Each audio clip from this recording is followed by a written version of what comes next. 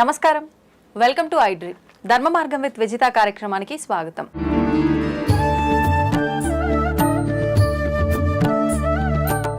ప్రస్తుతం మనతో పాటు ఉన్నారు శ్రీ మహాకాళి ఉపాసకులు శ్రీ యోగి నరేంద్రానంద స్వామీజీ గారు. ఇప్పుడు వారితో మాట్లాడి మరిన్ని విషయాలు తెలుసుకుందాం. మన సనాతన ధర్మంలో నిజంగా మాంసాహారం గురించి ఎటువంటి ప్రాధాన్యత ఉంది? అసలు మాంసాహారం నిషిద్ధం అని చెప్తూ ఉంటారు, కొంతమంది ఏమో మాంసాహారం అమ్మవారికే నివేదన చేస్తూ ఉంటారు అని చెప్పి రకరకాలుగా మాట్లాడుతూ ఉంటారు. అసలు ఆహారం యొక్క ప్రాధాన్యత ఏంటి? ఇలాంటి మంచి మంచి విషయాలు ఇప్పుడు స్వామీజీతో మాట్లాడి తెలుసుకునే ప్రయత్నం చేద్దాం. నమస్కారం స్వామీజీ. స్వామీజీ, సనాతన ధర్మం అనగానే చాలా గొప్పది, చాలా పవిత్రమైనది. మనం కనుక ధర్మాన్ని ఆచరిస్తే మనం ప్రతి నిత్యం చేసే పనుల్లో కనుక మన ధర్మంలో కూడి ఉన్న పనులు ఏదైతే ఆచరిస్తూ ఉంటామో మన యొక్క జీవితం అనేది ఒక మంచి మార్గంలో వెళ్తుంది అని చెప్పి పెద్దవాళ్ళు చెప్తూ ఉంటారు. కానీ ఈ మధ్య కాలంలో సనాతన ధర్మం అనగానే 1కి 10 మంది 1000 మంది పుట్టుకొస్తున్నారు చెప్పడానికి.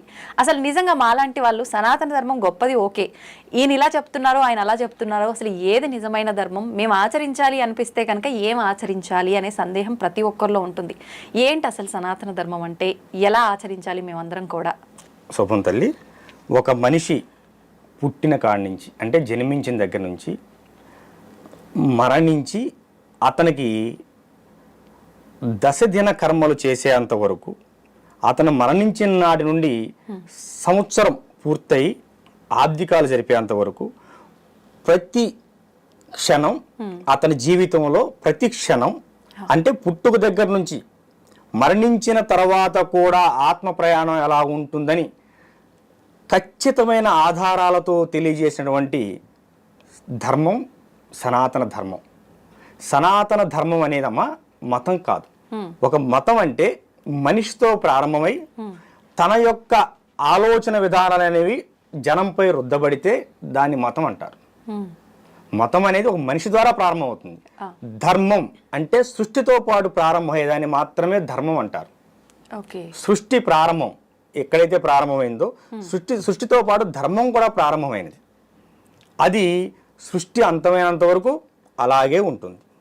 చాలామంది అంటుంటారు ఈ మతం పెరిగిపోతుందండి, ఆ మతం పెరిగిపోతుందండి. ఏ మతం ఎక్కడికి పెరగదమ్మా. ఈ లక్షల సంవత్సరాల యుగంలో ఇప్పుడు త్రేతాయుగం, కృతయుగం, త్రేతాయుగం, ద్వాపరయుగం, కలియుగం, ఇక్కడ ప్రతి యుగంలో కూడా ధర్మానికి ఇబ్బంది జరుగుతానే ఉన్నది. మీరు ఈ విషయాన్ని గమనించాలి తల్లి. ఇప్పుడు కృతయుగం రాముల వారి, త్రేతాయుగం రాముల వారిని తీసుకోండి. చాలామంది రాముల వారిని తీసుకుంటే, రామాయణాన్ని తీసుకుంటే రాముల వారి జీవిత చరిత్ర గురించి ఆలోచిస్తారే కానీ ధర్మ అధర్మాల గురించి ఆలోచించరు. ఎక్కడైతే ప్రకృతికి విరుద్ధమైనటువంటి భావాలు పురుడు పోసుకుంటాయో, ఎక్కడైతే ఈ సహసిద్ధంగా ఏర్పడిన ప్రకృతి ధర్మాలు నాశనానికి బీజం పడతాయో, ఆ బీజాన్ని కోకటేలు సహా పీకివేయటానికి దైవం అనేది ఉద్భవిస్తుంది. ఇప్పుడు రావణుడు రావణాసురుడుగా మారాడంటే అప్పుడే వాడిని తీసివేసిన అవసరం ఏర్పడింది. ఎందుకంటే వాడు ఆదిదేవుడైనటువంటి శివుడినే ధిక్కరించాడు. విమాన ప్రయాణంలో వెళ్తున్నప్పుడు రావణుడు కింద పార్వతీ పరమేశ్వరులు కైలాస పర్వతం మీద నృత్యం చేస్తుంటే ఆ కైలాస పర్వతం మీదుగా విమానం మీదకి వెళ్ళాడు. కానీ విమానం ముందుకు నడవలేదు. తెలిసిన విమానం ముందు నడవలేదు. అసలు కైలాస పర్వతం మీదకి ఏ విమానం ఎగరటానికి వీల్లేదు. అది దైవమైనా ఇతరదైనా. కానీ వీడి విమానం ఎగిరింది. సరే, కారణం ఏంటని అడిగాడు శోధకుడిని. కింద పార్వతీ పరమేశ్వరులు నృత్యం చేస్తున్నారయ్యా, ఇది కైలాస పర్వతం, దీన్ని మనం దాటకూడదు అని అంటే, రావణుడు వస్తున్నాడని తెలీదా, ఆయనకి ఎంత అహం, నేను వస్తుంటే పక్కకు తప్పుకోద్దా అంటాడు. ఇక్కడ మీరు ఒక విషయం గమనించాల్సిన విషయం ఏంటంటే, రావణుడు కూడా శివుడి భక్తుడే కదా. మరి ఎందుకు ఆయన అహంకారం పరిణమిల్లింది. అహంకారం అనేది మనిషి స్థాయిని మించి అహంకారం పెరిగినప్పుడు వాడి పతనం అక్కడే ప్రారంభమవుతుంది. అప్పుడు కదా వాడు దిగి ఈ కైలాస పర్వతాన్ని ఎత్తే ప్రయత్నం చేయటం. శివుడు బొట్టన వేలుతో కైలాసగిరి పర్వతాన్ని తొక్కితే ఈ వాడి యొక్క 20 చేతులు ఏళ్ళు కైలాస పర్వతం కింద వెళ్ళిపోయినాయి. ఎందుకంటే 10 తలలు రావణుడు కదా, 10 తలలు 20 చేతులు అన్ని కూడా కైలాస పర్వతం కింద అండిపోయాయి. తొక్కి పైన నిలబడ్డాడు. వాడి రవం అంటే అరుపుతో ప్రపంచం మొత్తం దద్దరిల్లిపోయింది. దద్దరిల్లిపోతే అప్పుడు ఎవరో మహానుభావుడు వచ్చి ఒరే ఈ అరవటం ఎందుకురా ఆపు, ఆ పరమేశ్వరుని స్తుతించు, అప్పుడు కనకరించి ఆ బొటనవేలు తీస్తాడు, నువ్వు లేచి బయటికి వెళ్ళొచ్చు అంటాడు. అప్పుడు రావణాసురుడు శివుని శృతిస్తాడు. శృతించినప్పుడు ఆయన గారు భక్తికి ద్రోళడోళ్ళు కదా శివుడు అంటే, కాదు తీస్తాడు. ఆ వాడు పెట్టినటువంటి రవం, దాన్ని అరుపుని రవం అంటారు సంస్కృత భాషలో. వాడు పెట్టిన రవానికి ఈ ప్రకృతి ప్రపంచం మొత్తం చెవులు చిట్లిపోయేలాగా ఆ శబ్దానికి అల్లాడిపోతుంది సంవత్సరం కాలం మొత్తం. కనుక ఒరే నువ్వింత రవం పెట్టి అల్లకొల్లోలం చేసావు గనక నువ్వు నేటి నుంచి రావణుడు రా అని పేరు వచ్చింది వాడికి. అప్పటి నుంచి రావణుడు అని పేరు వచ్చింది. ఓకే, ఈ రావణుడు కాస్త అప్పుడు కూడా శివుడి యొక్క ఆత్మలింగాన్ని తీసుకున్నాడమ్మా. రావణుడు అని తక్కువ కూడా కాదు. కానీ వాడిలో ఎప్పుడైతే అసురభావాలు పెరిగాయో, పరస్త్రీ వ్యామోహం పెరిగిందో, వాడు రావణాసురుడయ్యాడు. రావణ అసురుడయ్యాడు. ఇప్పుడు పరస్త్రీ వ్యామోహం అన్నారు కదా, అంటే మీరు మాట్లాడింది సీతమ్మ గురించేనా? కాదు కాదు, సీతమ్మ లంకలోకి వెళ్ళక ముందే కొన్ని వేల మంది స్త్రీలు ఉన్నారు అక్కడ. రాణివాస స్త్రీలు, రాక్షస స్త్రీలు. వారికి కంటికి ఎవరు నచ్చితే వాళ్ళని తీసుకెళ్లి వాడు అశోకంలో పెట్టుకోవడమే. ఇప్పుడు రావణాసురుడు ఎంతో గొప్ప గొప్ప గ్రంథాలు, శాస్త్రాలు అవపోసన పట్టిన వారిలో హనుమంతుల వారు ఒకరు, రావణుడు ఒకరు అని అంటారు కదా. రావణ బ్రహ్మ, రావణ బ్రహ్మ, రాబోయే కాలంలో బ్రహ్మ అంటారు కదా. అంత జ్ఞానం ఉంది అనంటే, ఒకరికి చెప్పే స్థాయిలో ఉన్నారు అనంటే, ఆయన అంత మూర్ఖమైన ఆలోచనలు చేసి పరస్త్రీ వ్యామోహంలో ఉండటము ఏంటి అదంతా? అది మూర్ఖం కాదమ్మా, అహం. నేను గొప్ప, నేను తలుచుకుంటే ఏదైనా చేయగలను, కనుక నేను కోరుకుంటే ఏదైనా నా దగ్గరికి రావాలి, నేను శాసనకర్తను కనుక నేను శాసిస్తే ఏదైనా జరగాలి. ఇది మనిషిని పతనానికి దారితీస్తుంది. సో ఇప్పుడు రాములు వారు సీతమ్మను తెచ్చుకోవాలనే లెక్క అయితే హనుమంతుడే తెచ్చును కదా. అవును, హనుమంతుడే తీసుకొద్దును కదా. లేదు, విభీషణుని ఎల్లగొట్టినప్పుడు విభీషణుడు వారైనా అమ్మా నువ్వు మహాసాధ్యవి, అదే కదా చెప్పింది రావణాసురుడికి. ఆమె మహాసాధ్వి, మహా ఇల్లాలు, ఆమె జోలి ఎల్లకి రావణ అన్నయ్యని బ్రతిలాడతారు కదా. మరి అలాంటప్పుడు ఏనే బ్రతిలాడి ఆమెను తీసుకొచ్చుకోవచ్చు కదా. మరి సీతమ్మ ఎందుకు రాలేదు వెళ్తామని అడిగిన? రాములు వారు వస్తేనే వస్తానని ఎందుకు అన్నది ఆవిడ గారు? రాములు వారు వస్తేనే వీడి పతనం ప్రారంభమవుతుంది.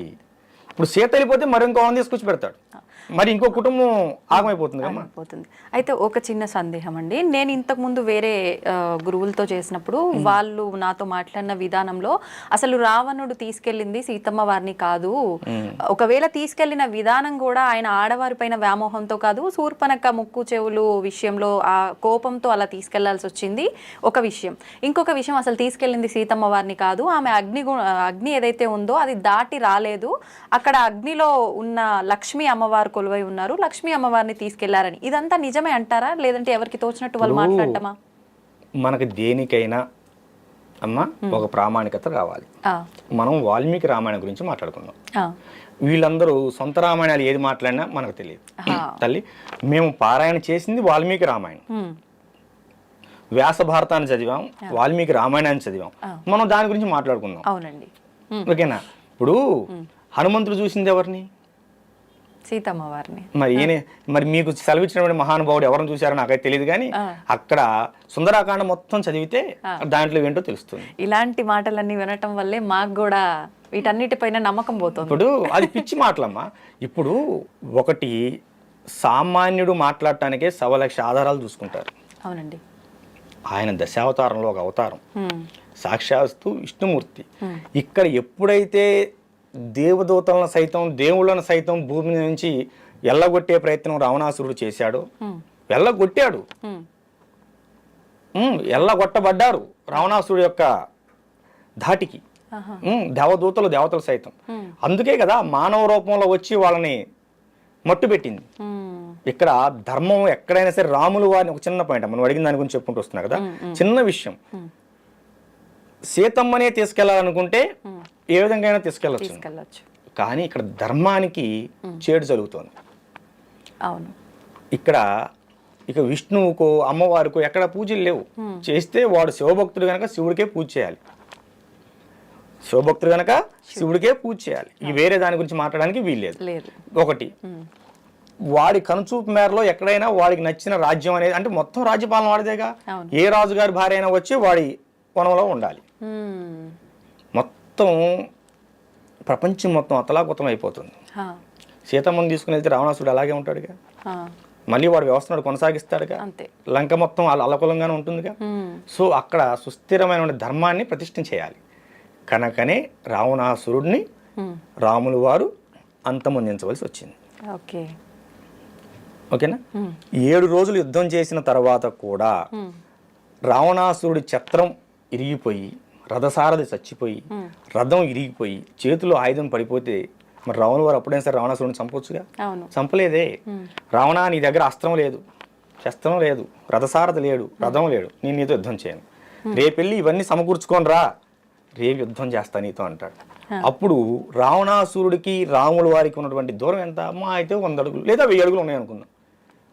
వాడు 1,00,000 అడుగులు వెనక్కి అంతఃపురానికి వేసాడు కానీ ఆ 1000 అడుగులు ముందుకు వచ్చి తప్పైంది ఆయన పాదాల మీద పడితే బ్రతుకుని కదా. అహంకారం పొడమైన వ్యక్తికి ఇలాంటి కనపడవు. ఇప్పుడు ఇది దేవతల విషయంలో అయితే ఇలా ఉందండి. ఇప్పుడు దేవతలు అసురులు ఉంటే వాళ్ళు వీళ్ళతో యుద్ధం చేసి వాళ్ళకు బుద్ధి చెప్పినట్టుగా మన అందరికీ కూడా ఒక అసురులు అంటే ఎవరు? రాక్షసులు, దుర్మార్గమైనటువంటి ఆలోచన గల వారిని అసురులు అంటారు. అంతేగాని రాక్షసులు అని ప్రత్యేకమైన జాతి కాదు. ఇప్పుడు రావణుడు బ్రహ్మ, బ్రాహ్మణుడు అసురుడు ఏంటి? వాడి బుద్ధి అసురత్వం పొందింది, వాడి బుద్ధి అసురత్వం పొందింది. కనుక వాడు ఇప్పుడు రాములు వారు మానవుడు అయినప్పుడు వాడు కూడా మానవుడే. ఓకేనా. మానవుడైన రాములు వారు దేవుడయ్యాడు.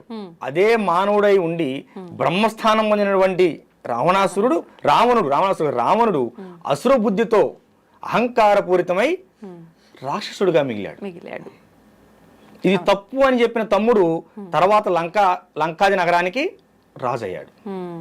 ఓకేమ్మా.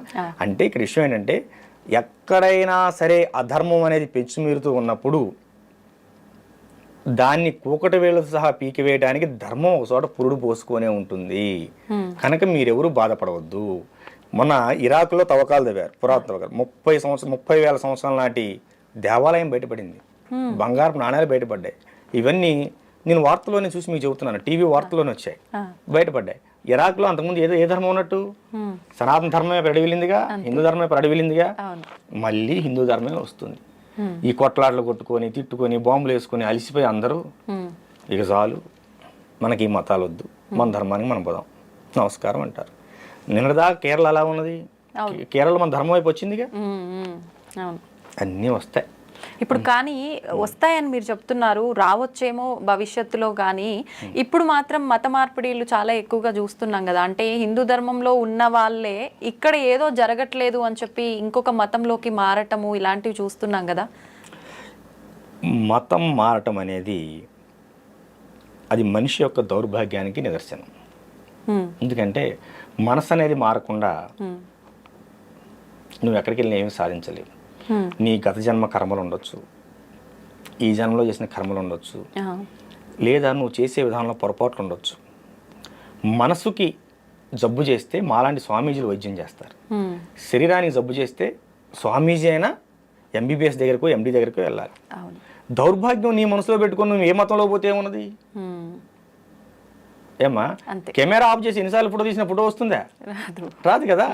ఇది అలాగనే ఇప్పుడు దౌర్భాగ్యం అనేది నీ మనసులో పెట్టుకొని ఒక మంగళవారం ఆంజనేయ స్వామి గుడికి వెళ్ళు, ఒక బుధవారం వినాయకుడి గుడికి వెళ్ళు, శనివారం వెంకటేశ్వర స్వామి గుడికి వెళ్ళు, శుక్రవారం ఆదివారంలో అమ్మవారి గుడికి వెళ్ళు. అసలు ఏ వారంతో మళ్ళీ శివయ్య దగ్గరికి వెళ్ళు. మనం వెళ్ళాం కదా. పండగ రోజు మన హిందువులో ఉన్న దౌర్భాగ్యం ఏంటంటే పండగ రోజు కూడా కొత్త బట్టలు వేసుకొని సినిమాకి వెళ్తాం, అంతే కదా. కానీ మనకు అన్నీ కావాలి. ఇక్కడ హనుమాన్ చాలీసా పారాయణ చేయమా 41 రోజులు. ఏదన్నా ఒక సంకల్పం పెట్టుకో, నీ జీవితానికి సంబంధించింది. అది స్వార్థంతో లేనిదై ఉండాలి. నీ భవిష్యత్తు పెరగడానికని కావచ్చు, లేకపోతే నీ పిల్లల కోసమే కావచ్చు, లేదా కుటుంబంలో ఏదైనా నెగిటివ్ ఎనర్జీ ఉండి ఇంట్లో ఊరికి చికాకులు జరుగుతున్నాయి, ఇది గురించి అని కావచ్చు. ఉదయాన్నే లేచి ఆడకూతురు అయితే తలస్నానం చేసిన అవసరం లేదు ప్రతిరోజు. ఎందుకంటే ఆమెకున్న కురుల దృష్టి ఇబ్బంది అవుతుంది కనుక ఆడకూతురు అనుకోమ్మ 3 సార్లు పుండరీకాక్ష అని 3 సార్లు తల మీద నీళ్లు చల్లుకొని స్నానం చేయాలి. పురుషుడు అయితే ఖచ్చితంగా తలస్నానం చేయాలి. చేసి కొత్త సాపోటు కొనుక్కొని నెట్టింట్లో సాప వేసుకొని ఓకేనా ఏకవస్త్రం కట్టుకొని పురుషుడు అయితే, స్త్రీ అయితే స్పష్టంగా చీర కట్టుకోవాలి, వస్త్రాలు కట్టుకొని ఏమో కూర్చొని 5 నుంచి 9 సార్లు హనుమాన్ చాలీసా పారాయణ చేయాలి. ఏ సమయంలో? ఉదయం బ్రహ్మముహూర్తం అంటే 4 నుంచి 6 గంటల మధ్యలో. 41 రోజు చేయండి మండలం దీక్ష సమయం. ఆ. మార్పులు ఎందుకు వస్తాయో ఎందుకు రావో చూడండి. ఇప్పుడు 41 రోజులు అన్నారు కదా, ఆడవారి నెలసరి సమయంలో ఆ 5 రోజులు వదిలేసి మళ్ళీ 41. లెక్కే 5 రోజులు తీసేసి మళ్ళీ 5 రోజులు ఎక్స్ట్రా చేసుకుంటాం. ఓకే. ఓకేనా, 6వ రోజు నుంచి చేయొచ్చు. చేయండి, అసలు 21 రోజు చేయండి, ఆడవాళ్ళని 21 రోజు చేయమనండి. మార్పు కనిపిస్తుందో లేదో. మనసులో తెలియని ప్రశాంతి వస్తుంది, తెలియని హాయి వస్తుంది, ముఖంలో తెలియని ఆకర్షణ వస్తుంది. మనం చెయ్యంగా. అంతే. ఆదివారం వస్తే మాంసం తినాలి, పిల్లలకు సెకండ్ సాటర్డే వస్తే సినిమాకి పోవాలి, కానీ మాకు దేవుడు అన్నీ ఇవ్వాలి. ఏమ్మా, కానీ మాకు దేవుడు అన్నీ ఇవ్వాలి. అంటే దేవుడు మనం ఇవన్నీ చేస్తేనే ఇవ్వాలా? నీ ఏకాగ్రత ఉండాలి. ఇవన్నీ చేస్తేనే నువ్వు ఏకాగ్రత అవుతుంది. ఇప్పుడు నేను మనసులో నాకు దేవుడి పైన చాలా భక్తి ఉంది, నేను ప్రదర్శించాల్సిన అవసరం ఏముంది? నా పనులు నేను చేసుకుంటాను యథావిధిగా. దేవుడి పైన నాకు నమ్మకం ఉంది, భక్తి ఉంది. అలా దేవుడు అనుగ్రహించడం. దేవుడికి కూడాను నీ పైన నమ్మకం ఉంది. మరి నువ్వు అయ్యాలి అని కోరుకుంటున్నావుగా. నువ్వు ఏ కోరిక లేదు కదా, కోరిక లేని ప్రశాంతంగా బతుకు. నాకు ఏ కోరిక లేదు. అంటే ఇప్పుడు ఉన్న లౌకిక ప్రపంచంలో ఖచ్చితంగా ఉండాల్సిందే కదా. లౌకిక ప్రపంచంలో నీ కనీస అవసరాలు ఎలా ఉంటాయో, ఈ కలియుగంలో నామస్మరణ అంత ఉత్తమమైనది. నువ్వు నిత్యం నామస్మరణ చేస్తూ ఉండు, ఫలితం వస్తుందో రాదో? ఖచ్చితంగా వస్తుంది. శ్రీకృష్ణుడు వారు ఏమన్నారంటే, నా పేరు మీద 10 రూపాయలు దానం చెయ్యి, నీకు 100 రూపాయలు ఇస్తా అన్నాడు. నా గురించి 10 మందిలో చెప్పు, నీ గురించి దేవలోకంలో చెప్తా అన్నాడు. నా యొక్క నామాన్ని, కృష్ణ కృష్ణ అనే నామాన్ని నిత్యం నువ్వు పలుకుతూ ఉండు, నీతోనే ఉంటానయా అన్నాడు. అవునా? నువ్వు నిత్యం నామస్మరణ చేయి, భగవంతుడు నీతోనే ఉంటాడు. శ్రీమాత్రే నమః అనే అమ్మవారి యొక్క మంత్రాన్ని రోజుకు 108 సార్లు మనసులో అనుకుంటూ ఉండు. నువ్వు వంట చేస్తూ ఉండు, వంట చేస్తూ అనుకుంటూ ఉండు. 90 రోజులు నీ భర్త ఎలాంటి వాడైనా సరే నీ కుటుంబం సఖీపడుతుంది. ఇప్పుడు అంటే నామస్మరణ చేయడం వల్ల, మంత్రం చెప్పడం వల్ల ఇంత ఫలితం ఉంటుంది అంటున్నారు కదా. కానీ ప్రతి ఒక్కరికి తలరాత ఒకటి ఉంటుంది. భగవంతుడు మనం తల్లి గర్భంలో పడగానే అంత రాసేస్తాడు అని అంటుంటారు కదా, దాన్ని తప్పించుకునేది కూడా ఎవరికి సాధ్యపడదు అంటారు. మరి నామస్మరణ వల్ల మార్పులు ఎలా వస్తాయంటారు? కర్మ దోషాలు ఖచ్చితంగా తొలగిపోతాయి, రుణానుబంధానికి సంబంధించిన దోషాలు ఖచ్చితంగా తొలగిపోతాయి. నామస్మరణ. శబరి రామ రామ రామ అనుకుంటే అడవిలో ఉంది. రాముల వారు అంతా కూడా అరణ్యవాసం వచ్చి శబరి దగ్గరికి వచ్చాడు. శబరిగా అయోధ్య రాలేదు, రావణ వారే నడుచుకుంటూ శబరి దగ్గరకు వచ్చాడు. ఏం జరగలేదా? యశోదమ్మ శ్రీకృష్ణుడు కనలేదుగా. కానీ అప్పుడు ధర్మం 3 పాదాల పైన, పాపము ఇదంతా ఒక పాదం పైన. ఇప్పుడు చూస్తే అంత రివర్స్ లో ఉంది కదా. ఇప్పుడు సాధ్యమే. అప్పుడు 108 మంత్రజపం చేస్తే సిద్ధయ్యేది. ఇప్పుడు 1,00,000 కాదు 10 లక్షలు చేయాలి. ఓకేనా? ఇప్పుడు కష్టం ఎక్కువ పడాలి. అప్పుడు 10 సార్లు కృష్ణ అంటే 11 సార్లు అమ్మ అనేవాడు.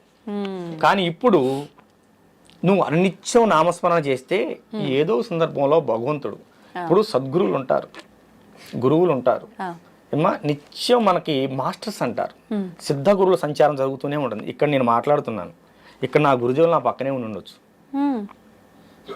నాకు 2 గురువులు. నా గురుదేవుడు యోగి పూర్ణచంద్ర మహారాజు వారు మొదటి గురువు. ఈ శిలను శిల్పంగా చెక్కింది ఆయన గారే. ఈ శిలను శిల్పంగా చెక్కి ఒక దారిలో పెట్టింది ఆయన గారే.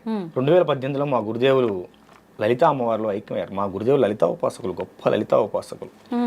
అస్సలు బయట ప్రపంచంలోకి ఎప్పుడూ వచ్చేవాడు కాదు, అసలు ఎవరికి తెలియదు. 108 ప్రతిష్టలు చేశారు ఒకే చోట, ఒకే ప్రాంగణంలో 108 దేవతామూర్తులను ప్రతిష్ఠ చేశారు. ఏ దేవతలు? అందరూ మన ధర్మం యాక్సెప్ట్ ఒక సాయిబాబా అని తప్ప. ఏ సాయిబాబా దేవుడు కాదు, గురువు దేవుడు కాదు. గురువు ఏమ్మా దేవుడు కాదు. మళ్ళీ చెప్పానా, సాయిబాబా గురువు. కానీ సాయిబాబా దేవుడు అని నమ్మే భక్తులకు నమ్మినంత అవుతోంది కదా అమ్మా. నామస్మరణ గురువుని నమ్ముకుంటే దేవుని నమ్ముకున్నట్టే. కాకపోతే గురువుని దేవుని చేయకూడదు. దేవుడు దేవుడే. మనకు చాలా మంది దేవుళ్ళు ఉన్నారు, మనకు చాలా మంది గురువులు ఉన్నారు. రామకృష్ణ పరమహంస, త్రైలింగ స్వామి, లాహిరి మహాశయ, ఏమా ఇప్పుడు సివిఆర్ రావు గారు. ఇప్పుడు ఎంతమంది గురువులు ఉన్నారు మనకి? సిద్ధయోగులు, పూర్ణులు, యోగులు, మహర్షులు ఎంతమంది ఉన్నారు? ఇప్పటికీ హిమాలయాల్లో మన యోగులు సంచరిస్తూనే ఉన్నారు. ఇప్పుడు ఏమైందంటే సినిమా ప్రపంచం, ఎవరిని చూపిస్తే వాళ్ళే దేవుడు. మీరు నన్ను పట్టుకురా అలా ఎక్కడ ఉన్నాను అట్లా. కనుక ఇది కాదు, మనం వాస్తవగతిలో జీవిద్దాం, వాస్తవంగా మాట్లాడుకుందాం. ఏ తల్లి, అది విషయం. ఇప్పుడు గురువులు అన్నారు కదా, గురువులు, ఋషులు, యోగులు, సిద్ధ యోగులు అన్నారు, గురువులు, జగద్గురువులు అన్నారు. ఏంటండి వీళ్ళందరి మధ్య వ్యత్యాసం ఏంటి? అసలు ఎవరు ఏ రకంగా సమాజానికి ఉపయోగపడతారు? పుస్తకాల్లో చూసి పాఠాలు చెప్పేవాడు ఉపాధ్యాయుడు, వాచక గురువు. మనకి పని బాట నేర్పేవాడు సూచక గురువు. ఒక ఆశ్రమానికి వెళ్ళినప్పుడు ఎలా ఉండాలి అని ఆశ్రమ నియమాలు నిర్ణయాలు చెప్పేవాడు బోధక గురువు. ఓకేనా? ఇప్పుడు మాలాంటి వాళ్ళని తయారు చేసేవాళ్ళు సిద్ధ గురువులు. ఓకేనమ్మా? జగద్గురువులు ఇందాక చెప్పాను మీకు. ఎవరైతే తమ పరివారంతో వస్తూ ఉన్నారో వారిని చూసి గురువులు సైతం లేచి తన శిష్యులతో సైతం లేచి నిలబడి ప్రణమిలుతారో వారు జగద్గురువులు. వారు ఆది శంకరాచార్యుల వారు స్థాపించినటువంటి చతుర్మాయ పీఠాధిపతులు మాత్రమే జగద్గురువులు. ఇంకెవ్వరూ జగద్గురువులు కాదు. ఎవరైనా పెట్టుకుంటే అది పేరు వాళ్ళు బిరుదుకై వాళ్ళు పెట్టుకున్నట్లే కానీ మేము ఎవరూ అంగీకరించాం. జగద్గురువులు అంటే ఆది శంకరాచార్యుల వారి పరంపర మాత్రమే జగద్గురువులు. ఇంకొకళ్ళు ఉంటారు నిషిద్ధ గురువు. వాళ్ళు గురువులే, కాకపోతే మనుషుల్ని ఎలా హింస పెట్టాలి, మనుషుల్ని ఎలా చంపాలి, ఏ మనిషికి ఎలా పెడితే వాడి జీవితం ఆగిపోతుంది, ఏ మొక్కని ఎలా అంటే పూసే కాసే చెట్టుని ఎలా పడగొట్టాలి అంటే శుద్ర ప్రయోగాలు అంటారు. ఇలాంటి దిక్కుమాలిన విషయాలు నేర్పే వాళ్ళని వాళ్ళు గురువులే, వాళ్ళని మనం గౌరవించాలి. కానీ నిషిద్ధ గురువులు వాళ్ళు అంటే వాళ్ళ దగ్గర విద్య నేర్చుకోకూడదు. విద్య నేర్చుకుంటే ఏమవుతుంది? ఇప్పుడు ఒక రౌడీ దగ్గరికి వెళ్ళామనుకోమ్మా, వాడు మనిషిని ఎలా చంపాలి ఎలా పెరియాలో నేర్పుతాడు. దానివల్ల సమాజానికి ఉపయోగం ఏంటి? అదే ఒక పెద్ద డాక్టర్ దగ్గర నువ్వు సర్వీస్ చేస్తే కనీసం నువ్వు ఆర్ఎంపీ డాక్టర్ అని అవుతావు. ఆయన డాక్టర్ ఎలా కావు కదా, కనీసం ఆర్ఎంపీ అని అవుతావు. అంటే కడుపులు నొప్పి వచ్చిన ట్యాబ్లెట్ ఇస్తావు, జ్వరం వచ్చిన ఇంజెక్షన్ చేస్తావు. అంతేకాని జనాన్ని చంపవు కదా. అందుకని నిషిద్ధ గురువుల దగ్గరికి ఎప్పుడు వెళ్ళకూడదు. వాళ్ళు శుద్ర ప్రయోగాలు చేసేటువంటి వాళ్ళు అవే నేర్పుతారు. ఉన్నాయా ఈ క్షుద్ర పూజలు? ఖచ్చితంగా ఉన్నాయి. లేవని ఎందుకు అనుకుంటున్నావు? ఇవి మంచిగా ఉపయోగించవచ్చు, చెడుగా ఉపయోగించవచ్చా? శుద్ర ప్రయోగం అంటేనే శుద్రం అంటేనే చెడు, దాన్ని చెడుగానే ఉపయోగిస్తారు. వీటిలో బోల్డ్ అనుభవాలు ఉన్నాయి మాకు. ఒకటి ఏదైనా మాకు ఇప్పుడు జస్ట్ ఒక 4 నెలలు అవుతుంది మనకి తెలంగాణ బోర్డర్లోనే జగ్గేపేట దగ్గర ఒక కుటుంబానికి వాళ్ళు బాగా ఆస్తిపరులు, అన్నీ పోయినాయి. లారీలు పొలాలు అన్నీ పోయాయి. మంచి ఇల్లు కట్టుకున్నారు ఒక చోట. వీళ్ళు 4 ఉంటారు. ఈ గదిలో కూర్చున్నప్పుడు ఆ గదిలోంచి ఎవరో పిలిచినట్టు అనిపిస్తుంది, ఆ గదిలో పిలిచినప్పుడు ఈ గదిలోంచి ఎవరో పిలిచినట్టు అనిపిస్తుంది, పడుకుంటే ముఖంలో మొహం పెట్టి చూసినట్టు అనిపిస్తుంది. ఇవన్నీ చెప్పటానికి కొంచెం విచిత్రంగా ఉంటాయి కానమ్మా, ఆ బాధ అనుభవించే వాళ్ళకి నరకంగా ఉంటుంది. ఆ బాధ అనుభవించే వాళ్ళకి నరకంగా ఉంటుంది, నరకప్రాయంగా ఉంటుంది. భోజనం వండుకుంటారు, చప్పగా అయిపోతుంది. నైటు ఎవరో తలుపు కొట్టినట్టు ఉంటుంది, బయటకు చూస్తే ఎవరు ఉండరు. వాళ్ళు అటు తిరిగి ఇటు తిరిగి ఎప్పటికో మా బోటుల దగ్గరకు వస్తారు. అందుకంటే కాషాయం కట్టుకున్న వాళ్ళందరూ కూడాను స్వచ్ఛమైన గురువులు కాదు గమ్మ, మనం అది కూడా చెప్పాలి. ఓకేనా? కనుక ఈ ఆటుపోట్లు తిని ఉన్న డబ్బులన్నీ పోగొట్టుకొని ఆ ఐశ్వర్యం ఆరోగ్యం రెండూ పోగొట్టుకున్న తర్వాతే మాలాంటి వాళ్ళ దగ్గరికి వస్తారు. దాన్ని చండక్రియ అంటారు, చండా ప్రయోగం అంటారు. అంటే ప్రయోగాల్లో ఇది ఒక ప్రయోగం పేరా ఏంటి అసలు? ప్రేతోన్మాదం, భూతోన్మాదం, రక్తబేతాళం, చండ ప్రయోగం, ఇట్లా 108 రకాల ప్రయోగాలు ఉంటాయి. వాక్ స్తంభన, బుద్ధి స్తంభన, క్రియాస్తంభన, కట్టేయటం. ఇప్పుడు రక్తబేతాళం చేస్తే వాడి రక్తం తగ్గిపోతూ ఉంటుంది. ఏ హాస్పిటల్కి వెళ్ళినా టెస్టులు ఏమీ రాదు, కానీ రక్తం ఉండదు, పాలిపోతూ ఉంటారు. క్షుద్ర ప్రయోగం వల్ల జరిగే ముఖ్యమైన విషయం ఏంటంటమ్మా, ఐశ్వర్యం ఆరోగ్యం రెండు దెబ్బతింటాయి. ఎందుకంటే ముందు ఆరోగ్యం దెబ్బతింటుంది. దీనికోసం మనం యాక్చువల్గా హాస్పిటల్కి వెళ్తాం కమ్మా, హాస్పిటల్ చుట్టూ తిరుగుతాం.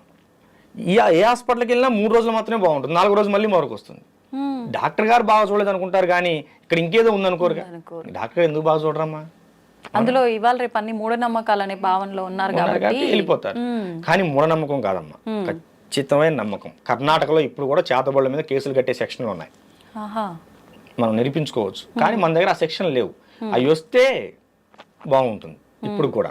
ఎందుకంటే ఇప్పుడు కూడా మనం చాలా చోట చూస్తుంటాం, మీరు చూడండి, మనుషులు బొమ్మలేసి ముగ్గులేసి వేస్తూ ఉంటారు, నిమ్మకాయలే పెడుతుంటారు. అలానే ఉంటున్నాయా విధానాలన్నీ ఈ చేతబడులకు సంబంధించినవి? కొన్ని అలా ఉంటాయి. శ్మశానంలో ఇంత బూడితో చేయొచ్చు. ఓకేనా? ఇప్పుడు శ్మశాన కాళి త్రైలింగ స్వామి వారు చేశారు. మరి ఆయన గారు మహా గొప్ప యోగి అయ్యారు, 300 సంవత్సరాలు బతికారు కాశీలో జల సమాధి అయ్యారు. కానీ సమాధి కాల, వెళ్తూ మాయమైపోయాడు పెట్టిలో.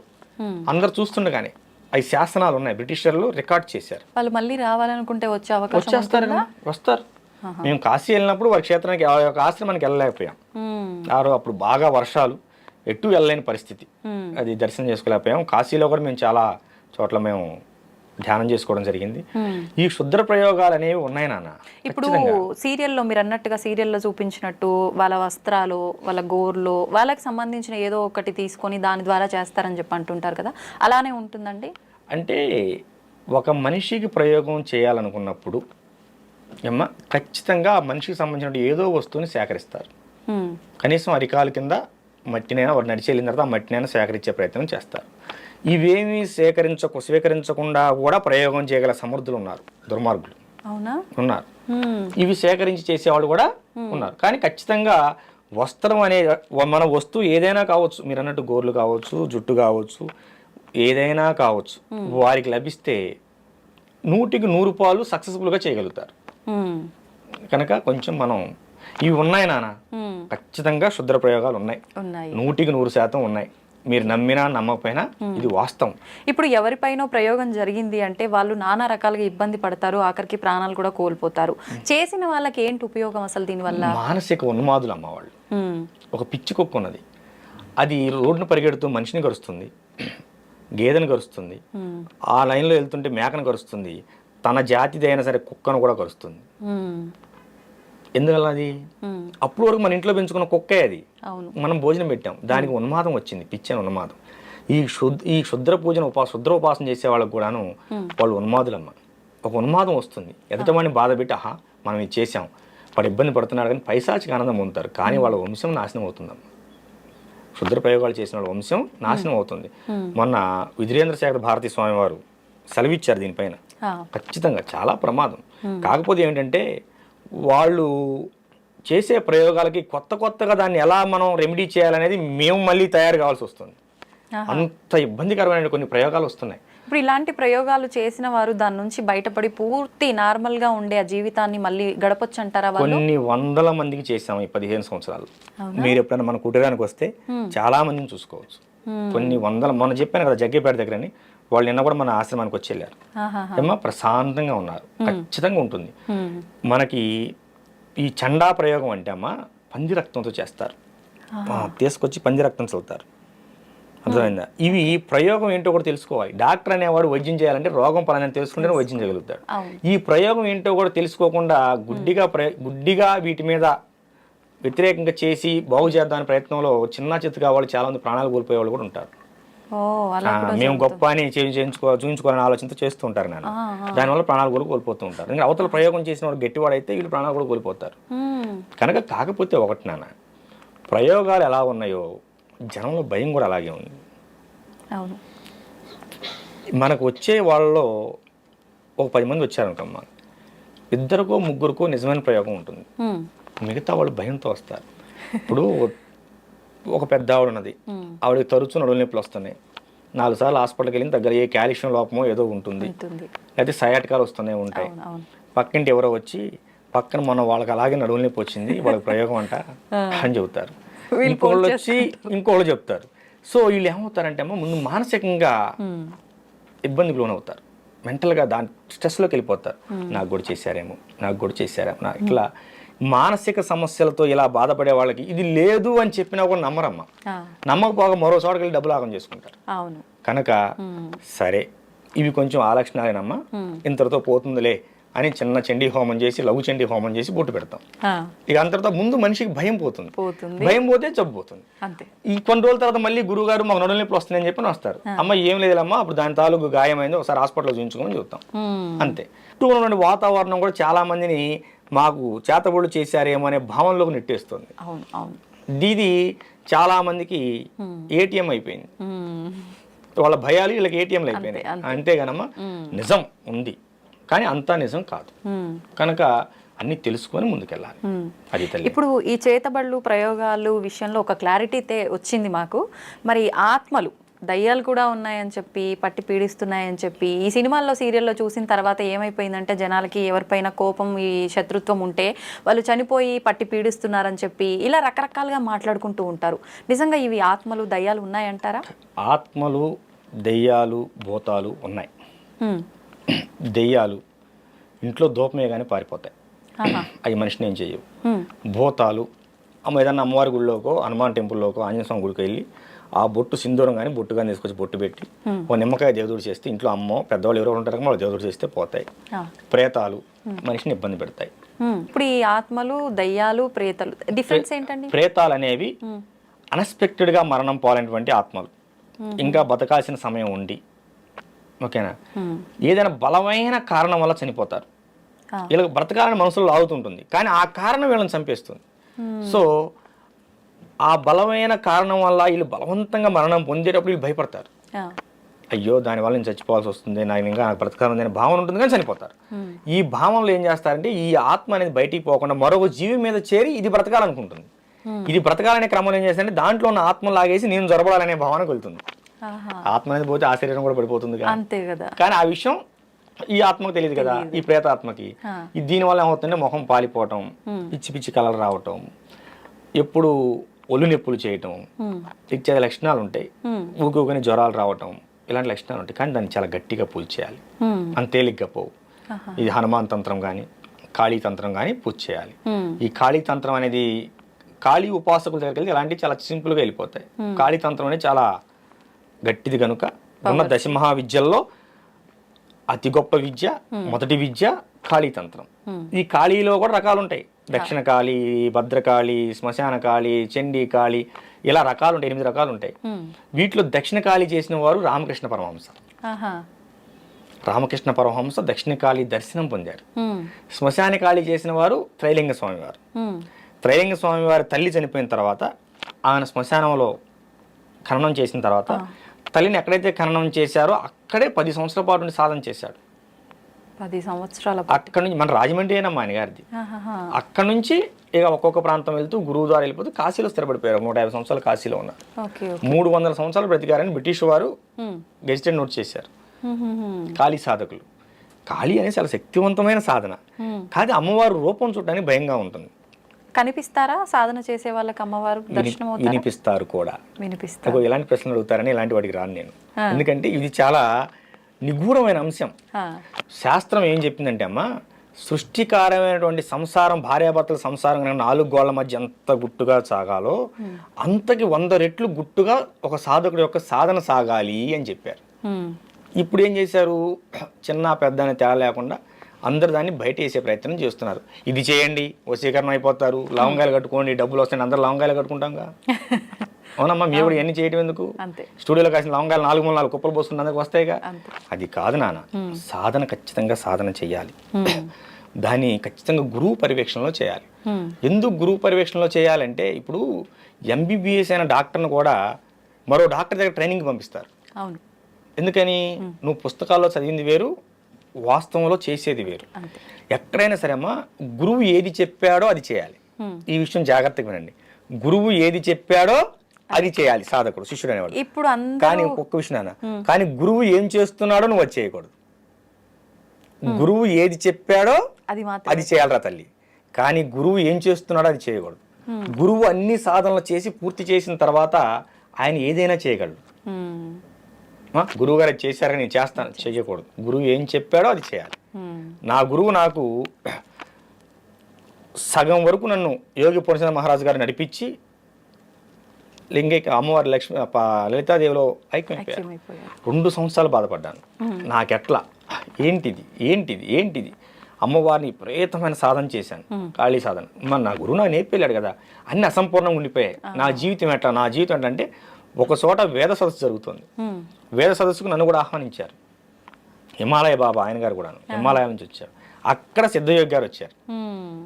సిద్ధయోగి గారు వచ్చినప్పుడు అక్కడ నేను స్పీచ్ ఇచ్చాను. ఇట్లాగే స్పీచ్ ఇచ్చి పక్కన కూర్చుంటే, నువ్వు బాధపడకు, గురువు లేడని నువ్వు బాధపడకు, రా అని చెప్పి నన్ను చేయబట్టి గదిలో తీసుకెళ్ళి, మా బాబు కూడా ఉన్నాడు అక్కడ, లోపల తీసుకెళ్ళి భోజనం పెట్టారు. మొట్టమొదటిసారి నాకు భోజనం పెట్టి, గురువు గారు నన్ను శిష్యుడిగా అంగీకరిస్తారా అని అడిగాను. చూద్దాం, అలా అడగకూడదు అన్నారు. తర్వాత ఎన్నో పరీక్షలకు నెగ్గి, ఆ పరీక్షల్లో నెగ్గిన తర్వాత ఈ కాళీ సాధనని గురువు గారు నాతో పూర్తి చేయించారు. ఎటువంటి పరీక్షలు మేము తెలుసుకోవచ్చా? అవి చెప్పిన అర్థమయ్యాయి కావు. ఇంకేనా, ఒక గురువు శిష్యుడికి ఏ విధంగా పరీక్షలు పెడతారనేది ఆ క్షణంలో ఆ టైంలో ఏదైనా పెట్టవచ్చు అంతే. దారిని వెళ్తూ మనం వదిలిపెట్టి వెళ్ళిపోవచ్చు. గురువు వచ్చిన దాకా నిలబడాలి మనం. లేదా గురువు గారు నేను పలానా ఉన్నారు రమ్మంటే అప్పుడు వెళ్ళాలి. ఇలాంటివి చాలా ఉంటాయి. అన్ని సాధన కూడా చాలా కఠినంగా ఉంటుంది. ఖాళీ సాధన అంటే శ్మశానాల్లో చేస్తారు, రోడ్లెంబడి చేస్తారు, బట్టలు లేకుండా చేస్తారు. ఇలాంటివన్నీ ఉన్మాద ప్రవృత్తులు. నేను నాకు దేవస్థానంలో చేశాను. మన అఖిలాండేశ్వర అమ్మవారి దేవస్థానం. మా గురుదేవులు యోగి పూర్ణచంద్ర మహారాజు గారు వారి స్వహస్తాలతో శుద్ధమైన తాంత్రిక విధానంలో, వేదోక్తంగా కాదమ్మ, శుద్ధమైన తాంత్రిక విధానంలో అమ్మవారిని సర్వజ్ఞ పీఠం, నాకు పీఠాన్ని ప్రకటించి నన్ను పీఠాధిపతిగా ప్రకటించి 2016 అక్టోబర్ 2వ తేదీన దసరా నవరాత్రుల మహోత్సవాల్లో తెల్లవారుజామున బ్రహ్మముహూర్తంలో ప్రతిష్ఠించారు. నేను నా గుడిలోనే నేను ఖాళీ సాధన మొత్తం పూర్తి చేశాను. ఎన్ని సంవత్సరాలు పట్టింది మీకు సాధన కంప్లీట్ అవ్వడానికి? 2007 22. మరి నాకు సిద్ధయోగులు గారు వచ్చిన తర్వాత కదా పూర్తి అయిపోయింది. 2007 నుంచి మొదలు పెడితేను 2022కి పూర్తయింది. లెక్కేసుకోండి, 13 సంవత్సరాలు పట్టింది. 15 సంవత్సరాలు పట్టింది. ఇప్పుడు ఎలా ఉన్నారు సాధకులు? ఇవాళ మంత్రం ఇచ్చారు గురువు గారు, మనకి ఎప్పుడు ఫలితం వస్తుంది? మనం నెల చేసామే, లేదు నాన్న, నెల 2 నెలలు. అసలు మనకు ఒక దేవతా మంత్రం మనకు అర్థం కావాలంటే అమ్మ, నువ్వు ఆగకుండా రోజుకు 3 గంటల చొప్పున 180 రోజులు సాధన చేయాలి, జపం చేయాలి. అప్పుడు నీకు ఆసనం అంటే ఎలా కూర్చోవాలో అర్థమవుతుంది. అర్థమైందా? కూర్చునే విధానం కూడా ముఖ్యమా? చాలా ముఖ్యం నాన్న. అంటే అది కంప్లీట్ మీరు ఉపాసన పరులుగా ఉన్న వాళ్ళక, మాలాంటి సామాన్యులకు కూడానా? ఎవరైనా ఒక మంత్ర సాధన చేయాలంటే ఆసన శుద్ధి కావాలి, ఆత్మశుద్ధి కావాలి, శరీర శుద్ధి కావాలి. గురువు శరీర శుద్ధి చేసి నీకు మంత్రాన్ని ఇస్తాడు. ఈ మంత్ర సాధనలో ఇన్నాళ్ళు దీన్ని చెయ్యి అంటాడు, చేయాలి. చేస్తే అప్పుడు మనం ఆత్మశుద్ధి శరీర శుద్ధి సాధించుకున్నాం అనే విషయం మనకు ఎలా తెలుస్తుందంటే, అక్కడి నుంచి ఇంకో మెట్టు ఎక్కిస్తారు గురువు సాధనలో. లేదు నానా, మా గురుదేవులు నన్ను బంగారం అంటాడు. లేదు బంగారం, ఇంకా చేయాలి అంటే చేయటమే. అంటే మనం ఎక్కడో పొరపాటు చేసాము. వారాహి సాధన 40 రోజులు ఇచ్చారు దీక్ష, నాకు 6 నెలలు చేయించారు. ఇంకా అవలేదు దీక్షలో, వారాహి దీక్షలోనే ఉన్నాను నేను. అవునా? రేపు పౌర్ణానికి అవుతుంది, పౌర్ణానికి పూర్ణం అవుతుంది అన్నారు నిన్నే గురుదేవులు. 40 రోజులు దీక్ష, మండల దీక్ష కాలం అని వారాహి దీక్ష ఇచ్చి 6 నెలలు చేయించారు. ఎందుకని? మీరు లోపం చేస్తున్నారా లేదంటే ఏంటి? ఎందుకని అనే ప్రశ్న గురువును అడగకూడదు. అడిగిన రోజు నువ్వు శిష్యుడిగా పనికిరావు. ఒకవేళ మీకేమైనా అర్థమైందా ఎందుకు ఇలా జరుగుతోంది అని గురువు గారిని ప్రశ్నించకపోయినా? అంటే వారాహి దీక్ష అనేది శక్తి దీక్ష. అంటే మనకు బాడీ గార్డ్. నాకు భవిష్యత్తులో ఆమె అవసరం ఎక్కువగా ఉన్నదేమో. ఇప్పుడు ఈ ఆధ్యాత్మిక ప్రపంచంలో, లౌకిక ప్రపంచంలో శత్రువులు కనిపిస్తారు నాన్న, ఆధ్యాత్మిక ప్రపంచంలో శత్రువులు కనిపించరు. కనుక ఆధ్యాత్మిక ప్రపంచంలో నాకు భవిష్యత్తులో ఏమైనా శత్రు బాధలు ఉంటాయేమో శత్రువు వలన, కనుక అది నా వరకు చేరకూడదంటే ఏమని చేయవలసి ఉంటుందేమో. నాకు అసలు ఆలోచన కూడా లేదు. గురువుగారి వారాహి నవరాత్రులప్పుడు గురువుగారి ఫోన్ చేశారు, నాన్న నీ వారాహి దీక్షిస్తున్నా, మొదలుపెట్టాం. 41 రోజులు అయిపోయింది గురుదేవా అని ఫోన్ చేశాను. మెసేజ్ పెట్టమే, వాళ్ళు స్పందిస్తే మనం తిరిగి ఫోన్ చేయాలి, అంతేగాని ఫోన్ చేయకూడదు. మెసేజ్ పెట్టాము, అందులోంచి మెసేజ్ నాకు ఫార్వర్డ్ అయింది, నాన్న నీ దీక్షను 6 నెలలు పొడిగించాను, చేసుకో. మరి అంత కఠినంగా ఉంటుంది వారాహి దీక్ష అనేది. మరి 6 నెలల నుంచి చేస్తున్నాడు, చిన్న విషయం. దీక్షలు అనేవి గురుముఖంగానే తీసుకోవాలి, గురువు ఆధ్వర్యంలోనే చేయాలి, గురువు ఆధ్వర్యంలోనే దాన్ని ముగించాలి దీక్ష. అప్పుడు నువ్వు సాధకుడిగా శక్తిపరుడు అవుతావు. నేను మంత్రం చేశాను, నాకేం తెలియలేదు, నేను కొన్ని రోజులు సాధన చేశాను తెలియలేదు, లేకపోతే మేము 10 సంవత్సరాలు సాధన చేస్తున్నామని ఎర్రబట్టలు కట్టుకుంటే ఏమీ లేదు. ఏమా ఇప్పుడు కెమెరాల చిప్పు లేకుండా ఎంతసేపు వీడియో తీస్తే ఉంది అంతే. ఇప్పుడు కొంతమంది ఒక 6 నెలలకు సంవత్సరానికి ఫేడ్ అవుట్ అయిపోతూ ఉంటారు. ఎందుకని? ఏదో కాస్త కూర్చి చేసినటువంటి శక్తి సాధనా ఫలం అని నీ చుట్టూ కొంత ఆరా ఉంటుంది. ఈ లౌకిక ప్రపంచంలో కొన్ని రోజులు నువ్వు మెరుస్తావు. తర్వాత ఒక గురువు అనేవాడు నాన్న నిత్య సాధకుడై ఉండాలి, నిత్యం సాధన చేస్తూనే ఉండాలి. దీపం అనేది వెలుగుతూ ఉంటేనే మరొక దీపాన్ని వెలిగించగలదు, చీకట్లో నీకు దారి చూపించగలదు. గురువు అనేవాడు నిత్యం వెలుగుతూనే ఉండాలి, అంటే నిత్యం సాధన చేస్తూనే ఉండాలి. ఇది మా గురుదేవులు మాకు చెప్పినటువంటి మాట.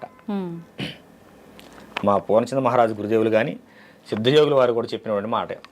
పూర్ణచంద్ర మహారాజు గారి యొక్క సాధనలో ఉన్నప్పుడు కొంచెం ఉద్వేగంగా ఉండేవాడిని, ఆవేశపూరితంగా ఉండేవాడిని. సిద్ధయోగి గారి శిష్యరేఖంలోకి వచ్చిన తర్వాత, శిష్యుడుగా నన్ను అంగీకరించిన తర్వాత, నేనంటంగా శిష్యుడికి వారు అంగీకరించిన తర్వాత, మొట్టమొదటిసారి ఒక గురువుగా వారిని దర్శించుకున్న తర్వాత నాలో వచ్చిన మార్పు, నా యొక్క ఆవేశం అనేది కానరాకుండా పోయింది. గురువు గారు కూడా అలానే ఉంటారు కదా శాంతంగా? అంటే మీ విషయంలో కూడా అలానే ఉంటారా? మా అందరితో అలా ఉంటారా? లేదమ్మా, చాలా కఠినంగా ఉంటారు శిష్యుల విషయంలో. ఏది చెప్పారో అది చేయాలి అంతే. అలా ఇప్పుడు తండ్రి ఎందుకు కోపడతాడు, బిడ్డ బాగుండాలనే కదా. అంతే. కానీ చాలా ప్రేమగా ఉంటారు. సాధన విషయంలో అసలు చాలా కఠినంగా ఉంటారు. కొంచెం దీనికి చెప్పాను కదా చేయి ఇంకడకూడదు. మొన్న నాతో చెప్పారు, ఇలా మీ పేరు చెప్పి నా శిష్యుడే అమ్మా, ఇలా మీరు అందరితో ఇలానే ఉంటారా, నాన్న తల్లి బంగారం అని పిలుస్తుంటారు నన్ను కూడా. బంగారం అని అంటారు. నేను మీరు ఇంతే ప్రేమగా ఉంటారా మామూలుగా శిష్యుల విషయంలో కూడా, అలా ఉంటే వినరు కదా, మీ శిష్యులు ఎలా ఉంటారని నేను అడిగాను అనమాట. లేదు నాన్న, సందర్భం వచ్చినప్పుడు మాత్రం ఎంత దండించాలో అంత దండిస్తాను, నేను దండిస్తున్నా అనేది కూడా వాళ్ళకు అర్థం అవ్వకుండానే నేను ఒక మాటలోనే అర్థమయ్యేటట్టుగా తెలియజేస్తాను అని చెప్పి నేను అనుకున్న ఆ రోజు ఈ క్వశ్చన్ మిమ్మల్ని ఖచ్చితంగా అడగాలని మాటల్లో మీరే ఆ మాట తీసుకొచ్చేసారు. దండిస్తారు. ఒక కార్యక్రమానికి వెళ్ళాం, ఈ హైదరాబాద్ దగ్గరికి, వరంగల్ దగ్గరికి వచ్చాం. గురువు గారు ఉదయం టిఫిన్ చేయరు, అల్పాహారం స్వీకరించరు. అక్కడ కార్యక్రమం జరుగుతుంది, ఒక హోమం జరుగుతుంది, ఒక 15 రోజుల క్రితం. అందులో నాతో ఒక హోమం చేయించాలని చెప్పి ముందుగానే ఇంటిమేషన్ ఇచ్చారు. నేను ఖాళీ చదవకుండా కదా, ఖాళీ హోమం నాతో చేయించాలి నాన్న, నువ్వే వచ్చి హోమం చేయాలన్నారు. చేశాను, వెళ్ళాను, అందరం వెళ్ళాం. అక్కడ నా శిష్యుడు ఉన్నాడు ఆ ప్రాంతంలో. నేను అలాగని నా శిష్యుడు నన్ను ఎత్తుకుంటూ వచ్చాడు. వచ్చినారు నా కోసం శిష్యుడు ఏం చేశాడు, ఉదయాన్నే అల్పాహారం తీసుకొచ్చాడు. ఇక్కడ ఈ గురువుగారు ఏం చేశారు, గురువుగారు నా కోసం టిఫిన్ చేయించారు. ఆ రోజు ఎప్పుడు లేని ఆ రోజు ఆశ్రమంలో టిఫిన్ చేయించారు భక్తులందరికీ. నా శిష్యుడు వచ్చాడు, వాడు ఉదయాన్నే టిఫిన్ చేయండి, నాకు టిఫిన్ చేయడం అలవాటు, నన్ను ఉదయాన్నే అల్పాహారం తీసుకోవడం అలవాటు, వాడి కోసం టిఫిన్ చేయండి అని చెప్పారు. ఆ విషయం నా దాకా రాలేదు. నా శిష్యుడు తీసుకొచ్చిన టిఫిన్ నేను చేశాను. ఏం జరిగింది అప్పుడు? ఏదైనా జరగండొచ్చు, ఏదో పెద్దగా జరుగుంటది. బయటికి వెళ్ళిపోవన్నారు, పాదాల మీద పడ్డాను. తర్వాత చెప్పారు, మీకోసమే చేయించారు అల్పాహారం, మీరు చేయలేదు అని. భోజనానికి వంట అయ్యేంత వరకు ఉండి ముందుగా నేనే భోజనం చేసి బయటికి వెళ్ళాను. తగ్గించాను. ఎందుకంటే నమ్మ గురువులు ఏదైనా, గురువు అంటే తల్లి తండ్రి ఇద్దరు ఉంటారమ్మా. గురువులో తల్లి ఉంటుంది, తండ్రి ఉంటాడు, ప్రేమ ఉంటుంది, మనకి కోపం కాదు, అది క్రమశిక్షణ ఉంటుంది. అంతే, ఒక మంచి మార్గంలో తీసుకెళ్ళడానికి. ఇప్పుడు నా గురువేగా నన్ను ఇక్కడ కూర్చోబెట్టింది. అవునా, ఇప్పుడు నా మీద ఎంత నమ్మకం ఇక్కడ కూర్చోబెట్టగలిగారు, నేను ఆ నమ్మకం నిలబెట్టుకోవాలి కదా. అందుకని గురువుని ఎప్పుడు కూడా అనుసరించండి, అనుకరించొద్దు. అనుకరించొద్దు అంటే ఇప్పుడు ఒక గురువుకి ఇందాక చెప్పిన విధానం ఆయన చేస్తున్నది మనం చేయకూడదు. ఇప్పుడు ఒక గురువుకి ఇంతవరకు గడ్డ ఉందని నువ్వు కూడా గడ్డం పెంచొద్దు. నీ గురువు గోచిపెట్టుకొని తిరిగారని నువ్వు కూడా గోచిపెట్టుకొని తిరగొద్దు. ఓకేనా, నీ గురువు గంజాయి తాగారని నువ్వు గంజాయి తాగొద్దు. నీకు సాధనలో నీకు ఇది చేయమని చెప్పాడు కదా, అదే చెయ్యి. గురువు ఏమి చెప్పాడు అది చెయ్యి, గురువు ఏం చేస్తున్నాడో అది చేయదు. ఇది నా గురుదేవులు నాకు చెప్పిన మాట. నేను అందరికీ ఈ టీవీ షో ద్వారా బయటకు వెళ్తాం కనుక అందరికీ చెప్తున్నాను, గురువుని అనుకరించొద్దు, అనుసరించండి. గురువు చెప్పింది మాత్రమే చేయండి, గురువు చేసేది ఎప్పుడు మీరు చేయకండి. గురువు చేసేది నువ్వు చేసావా, నీ పతనం అక్కడే ప్రారంభమైంది. ఇప్పుడు ఎలక్ట్రికల్ ఇంజనీర్ అమ్మా, ఆయన కరెంట్ ఏ వైర్ ఎక్కడ పెట్టాలో ఆయన తెలుసు, ఆయన పట్టుకొని పెడతాడు, స్క్రూ డ్రైవర్ కూడా లేకుండా పెడతాడు. నేను నిన్నగా మొన్న ఐటీఐ స్టూడెంట్, నేను పట్టుకుంటే కుదురుద్ది, ఓ దాంట్లో ఒకటి పెడితే ఇన్వన్న పోతావు, లేకపోతే మొత్తం బ్లాస్ట్ అయిపోతుంది. కనుక గురువుని అనుకరించొద్దు, అనుసరించండి. ఇది చాలా ముఖ్యమైన విషయం. గురువులు యోగులు అనగానే చేతిలో ఖచ్చితంగా ఏదో ఒక దండం అనేది ఉంటుంది. అది మీరు చేసిన సాధనలను బట్టి ఆ దండం అనేది ఒక్కొక్కరికి ఒక విధానం ఉంటుందా, ఎలా ఉంటుంది? చాలా వరకు అందరి చేతిలో త్రిశూలం ఉంటుంది, లేదు అనంటే ఒక కట్టె లాంటిదే ఏదో ఒక దండం ఉంటుంది ఒక ఆకారంలో. మీ చేతుల్లో చూస్తే ఎవరి చేతిలో చూడని రకంగా పామునే పట్టుకొని వచ్చినట్టు సుబ్రహ్మణ్య స్వామిని చూస్తున్నామా ఏంటి అనిపిస్తోంది. ఏంటండి? ఇప్పుడు చేతిలో ఉండేవాడిని దండ అంటారు, ఏకదండ, త్రిదండ, త్రిదండ అని ఉంటాయి. స్వామీజీలో అవి వేరు. ఏమా శక్తి ఉపాసకులకి చేతిలో త్రిశూలం ఉంటుంది, అది వాళ్ళు అమ్మవారి పూజలో పెట్టుకుని బయటకు వచ్చినప్పుడు వాళ్ళు నెగిటివ్ ఆర్ ఏదైనా ఉన్నప్పుడు వాళ్ళ దగ్గర ఉంటాయని చూస్తుంది. ఇది వచ్చేసి నాగాస్త్రం నాన్న. ఇది మా గురువులు దాదాపుగా రాజశ్యామల లాంటి మహాయాగాల్లో కూడా పెట్టి దీన్ని అనుష్ఠానపరిచి మాకు బహుకరించారు. ఇది నాగాస్త్రం, దీనితో నాగబంధం కూడా వేయగలం, నాగబంధం కూడా వేయగలం. ఇది ఉన్న చోటకి నెగిటివ్ ఆరా రాదు. కనుక దీన్ని మొన్న ఇందాక చెప్పాను కదా, ఇళ్లలోకి వాళ్ళ ఇంట్లోకి మనుషులు కూడా వచ్చి తిరుగుతున్నట్లుగా ఉంది భావన అని చెప్పి ఆ ఇంట్లోకి తీసుకెళ్ళాను, మళ్ళీ ఇవాళ ఇక్కడ తీసుకొచ్చాను. బయట ప్రపంచంలోకి ఎక్కడా లేదు, తీసుకెళ్ళాం. తప్పనిసరి అయితే తప్ప ఈ నాగబంధం అనేది బయట ప్రపంచంలోకి రాదు, అసలు కనపడదు. తీసుకెళ్ళాం, అంత అవసరం ఉండదు. మన అవసరం అనుకున్న చోటకి ఇది తప్పదు అనుకుంటేనే ఇక్కడికి పోవాలి. ఎటువంటి బంధనాలున్నా ఈ యొక్క నాగాస్త్రం బయటకు వస్తే అక్కడ తెగిపోతాయి. అక్కడ చండా ప్రయోగం జరిగింది కనుక అక్కడికి తీసుకువెళ్ళాల్సి వచ్చింది. వెళ్ళినా కూడా పూర్తిగా కాషాయ వస్త్రంతో బంధించబడి ఉంటుంది, బయటికి కనిపించదు. మామూలు ఇక్కడ మాత్రం బయటికి తీశాను. ఒకవేళ అలా కనిపించడం వల్ల ఏంటి ఏదైనా? ఏమీ లేదు నాన్న. అయితే వాళ్ళకి అదేంటో తెలుసుకోవాలని కుతూహలత పెరుగుతుంది. అవును అవును. కనుక మనం వెళ్ళిన విషయం పక్కకి వెళ్ళి ఈ విషయం గురించి ఎక్కువ చర్చించాల్సి వస్తుంది. కనుక బయట ప్రపంచం చూడటానికి ఉండదు. ఇది గురుదేవులు ఇచ్చినటువంటి ఆజ్ఞ. ఎక్కడైనా సరే బయట ప్రపంచంలోకి వెళ్ళినప్పుడు ఖచ్చితంగా వస్త్రంతో పూర్తిగా నిండి ఉండాలి. సామాన్యుల ముందు ఎక్కడా కూడా బయట ప్రపంచంలో ఉండకూడదు. అత్యవసరం అయితేనే దాన్ని వినియోగించు అని గురుదేవులు ఆజ్ఞ ఇచ్చారు. రాజశ్యామల యాగం పూర్తి చేసిన తర్వాత దీన్ని నా చేతిలో పెట్టారు మన సిద్ధయోగి గారు, మా గురుదేవులు, వారి కృప. అది వారి చేతిలో త్రిశూలం ఉంటుంది కదా. మా గురువు గారి దగ్గర త్రిశూలం ఉంటుంది, మా దగ్గర నాగులు ఉంటుంది. అవును. గురుగారు త్రిశూలం ఎవరిని తాకనివ్వరు, అలా ఇది కూడా ఎవరు తాకడానికి లేదా? లేదమ్మా, అసలు ఆ ఛాయలోకి కూడా రానివ్వరు గురుగారు వచ్చినప్పుడు. గురువు అసలు లేదుగా, ఛాన్స్ లేదు. మేము పట్టుకోవచ్చు. మా శిష్యులు మా గురువు గారి దగ్గర ఆ త్రిశూలాన్ని నేను ఒక్కనే పట్టుకోగలను, అందరికి కూడా ఎవరు. మళ్ళీ అంటే అంత శక్తివంతమైనది కాబట్టి సామాన్యులు తాకడానికి వీలు లేదనా, లేదంటే తాకే అర్హత వాళ్ళకి లేదనా? తాకే అర్హత లేదమ్మా, అర్హత అందరికి ఉంటుంది, అది కాదు. దానికి ఒక శక్తి ఉంటుంది. గురువులు నిత్యం అనుష్ఠానం పరిచి దాన్ని అభిషేకిస్తూ ఉంటారు గురుదేవులు. కనుక దానికి కొంత శక్తి ఉంటుంది. దాన్ని నువ్వు తట్టుకోగలిగావు అనుకో పర్లేదు, తట్టుకోలేకపోతే కనుక దాన్ని ఎవరిని ముట్టుకొని, అది అర్హత ప్రతి ఒక్కరికి ఉంది. ఇగో హిందూ ధర్మంలో వచ్చినటువంటి ఇబ్బంది ఇదే, వాడు అంటరాని వాడు, ఈ లోపల రాకూడదు, ఇలాంటివి చేయటం వల్లనే మనకు మత మార్పులు అవుతున్నాయి. మన మత మార్పిడికి మనమే కారణం, ఇంకెవరో కాదు. కనుక అర్హత లేదనే పదం ఇక్కడ వాడొద్దు. గురువు అలా ఎప్పుడు కూడా చూడడు గురుదేవులు. కాకపోతే యోగ్యతను పరిగణలో తీసుకుంటారు. నువ్వు అంతకుముందు ఎలా ఉన్నావు, ఇంటి దగ్గర మాంసాహారం పూజించి వచ్చావు, దారిలో నీకేమైనా తగిలారేమో, నువ్వు స్నానం చేసావో లేదో, మరి శుచి శుభ్రం అనేది మన సనాతన ధర్మంలో చాలా ముఖ్యమైన విషయం. కనుక అందులో గురువులు ఏం చేస్తారంటే ఒక ఆయుధాన్ని, దాన్ని అస్త్రమే అనుకో, ఆయుధమే అనుకో, ఆభరణం అనుకో, దాన్ని గురు పరంపరలో శిష్యుడికి ఇవ్వడానికి ఇష్టపడతారు. కనుక దాన్ని ఎవరిని ముట్టనివ్వరు. దాన్ని ఎవరన్నా శిష్యుడు ముట్టాడు అంటే వాడికి అనుగ్రహిస్తారు భవిష్యత్తులో అని అర్థం. మరి నేనైతే ముట్టాను, మరి నాకు అనుగ్రహం ఉందో చూడాలి. ఓకే. అయితే ఇప్పుడు మన సనాతన ధర్మం, మన హిందూ ధర్మం అనగానే మనకు గుర్తొచ్చేది భగవంతుడు, పూజలు, ఇవన్నీ కూడా. ముఖ్యంగా మీరు ఇందాక చెప్పినట్టు హనుమాన్ చాలీసా చదువుకోమన్నప్పుడు బ్రహ్మ ముహూర్తంలో చదివితే ఎక్కువ ఫలితం అన్నారు. ముఖ్యంగా ఈ బ్రహ్మ ముహూర్తానికి చాలా విశేషం ఉంది అని చెప్పి, ఆ సమయంలో కనుక మనం ఏం చేసినా చేయకపోయినా భగవంతుడికి సంబంధించి కనీసం నిద్ర లేచి మనం నిత్యం చేసుకునే విధానాలైనా ఆచరించాలని చెప్పి అంటూ ఉంటారు. ఎందుకని ఆ ముహూర్తంలో అంత గొప్ప ఏముంది అసలు? బ్రహ్మ ముహూర్తం, ప్రాతకాలం, ప్రదోషకాలం, సంధ్యాకాలం. బ్రహ్మ ముహూర్తం 4 గంటల నుంచి 6 గంటలకి. ప్రాతకాలం అంటే ఉదయ గడియలు, సూర్యుడు ఉదయించిన దగ్గర నుంచి. సంధ్యాకాలం అంటే సాయంత్రం 4 తర్వాత నుంచి 6 గంటల వరకు వచ్చే కాలం. ప్రదోషకాలం, అదే దాన్ని ప్రదోషకాలం అంటారు. సూర్యుడు ఉదయించక ముందు, ఉదయించిన తర్వాత, సూర్యుడు అస్తమించక ముందు అంటే అస్తమించే ముందు, అస్తమించిన తర్వాత, ఇవి శక్తివంతమైన సమయాలు. ఇది మన ఋషులు చెప్పారు. ఇవి చాలా శక్తివంతమైన సమయాలు. ప్రదోషకాలంలో సాయంత్రం పూట గోవులు నడుస్తూ ఉంటే ఆ గోధూలి మీద కనుక పడితే మనం స్నానం చేసిన పని లేదు, దాన్ని గోధూలి స్నానం అంటారు, గిట్ల నుంచి స్నానాన్ని. అది ఆ సమయంలో మనకి ప్రకృతి నుంచి శక్తి అనేది గట్టిగా ఉత్పన్నం అవుతూ ఉంటుంది. ఏమ్మా, దీన్ని మనం సద్వినియోగపరుచుకోవాలి, మన ఆహారాన్ని ఉత్తేజపరుచుకోవాలి. ఆ సమయంలో ప్రకృతి చాలా ప్రశాంతంగా ఉంటుంది. నువ్వు చెప్పే ప్రతిదీ కూడా ప్రకృతి వింటుంది. నీ భావాలను మొత్తం ప్రకృతి అర్థం చేసుకుంటుంది. ప్రకృతి నీకేమి ఇవ్వాలో అది ఇస్తుంది. 4 గంటల తర్వాత మనిషి నిద్రపోకూడదని చెప్పిందమ్మా మన సప్త ఋషుల దగ్గర నుంచి. మనకి ఋషి పంచమి ఎందుకు చెప్పింది?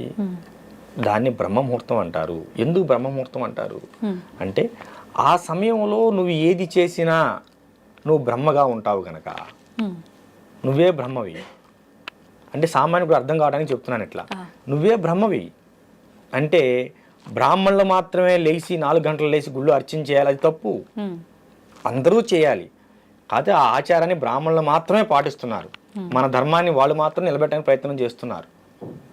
మీరు ఒక విషయం గమనించండి, బ్రాహ్మణ వ్యవస్థ కనుక లొంగిపోతే ఎప్పుడో మన భారతదేశం క్రైస్తవ్యం అయ్యేది. అవునా? ఎలాంటి పరిస్థితుల్లో కూడా వ్యవస్థ వాళ్ళు లొంగలేదు.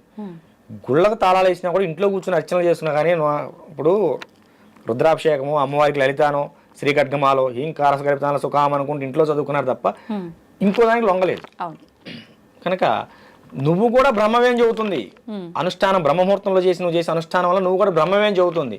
ఎందుకని చెబుతుందంటే ఆ సమయంలో నువ్వు ఏది చేసినా ప్రకృతి ఉంటుంది. ప్రకృతి నీ మాట వినాలంటే నువ్వు ఆ సమయాన్ని లేచి పని చేసుకోవాలి అంతే. దానికి ఇంక వేరేది వద్దు. ఇక లోతుకి వెళ్తే మన వేదాలు ఉపనిషత్తుల్లోకి వెళ్ళాలి. సామాన్యుడికి అర్థమయ్యే విధంలో చెబుదామని నేను ఇంతటితో ముగించాను.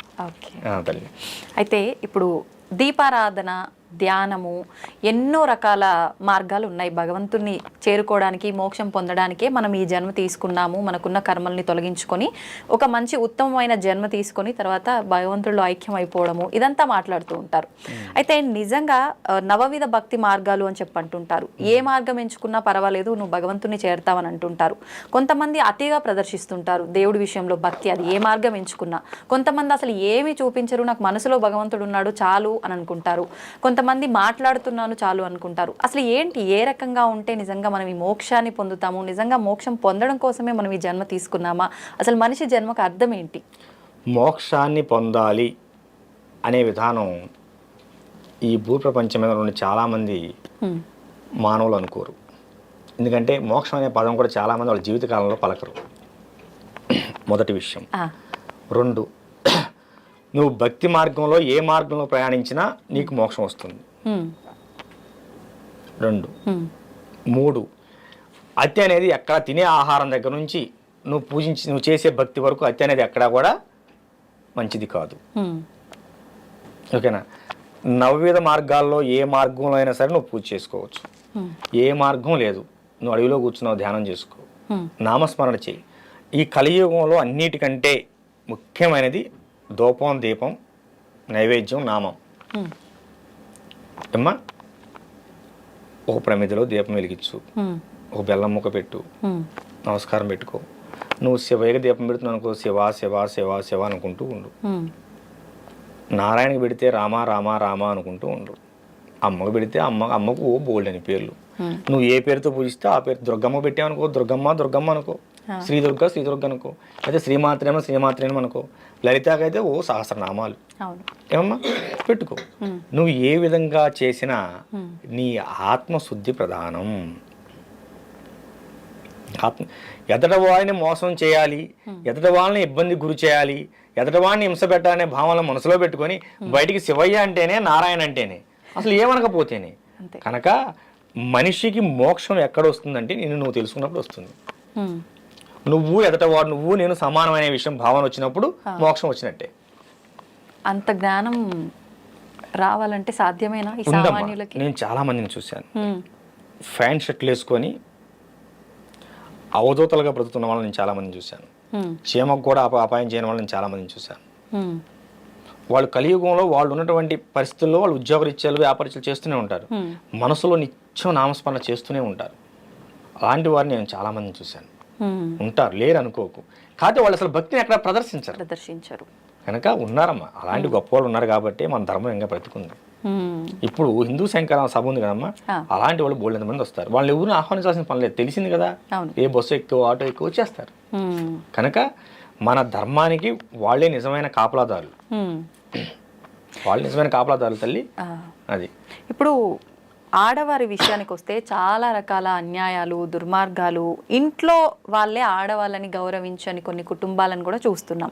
నిజంగా తీసుకుంటే మన పురాణాల్లో కూడా వారి వెంట యుద్ధానికి ఆడవారిని తీసుకెళ్లిన సందర్భాలు ఉన్నాయి, వాళ్ళ సలహాలు తీసుకున్న సందర్భాలు ఉన్నాయి అని అంటే అవి ఒకసారి మనం వింటే గనక ఎంత ప్రాధాన్యత ఉంది స్త్రీకి అనేది అర్థమవుతుంది. మరి ఈ ప్రస్తుత సమాజంలో ఎందుకు ఆ విలువ దక్కటం లేదంటారు? త్రేతాయుగం, పరశురాముడు రేణుకమ్మ నరికినందుకేగా యుగం అంతమైంది. కృతయుగం, త్రేతాయుగం, సీతమ్మని ఎత్తుకెళ్ళినందుకేగా రావణాసురుడు అర్థమైపోయింది, యుగం అయిపోయింది. ద్వాపర యుగం, ద్రౌపది దేవిని నిండు సభలో జుట్టు పట్టుకుని ఇడిచినందుకేగా కురువంశం మొత్తం నాశనం అయిపోయింది. అవునా? స్త్రీ జోలికి వెళ్ళినప్పుడు ఎవడు వంశమైన నాశనం అవ్వాల్సింది.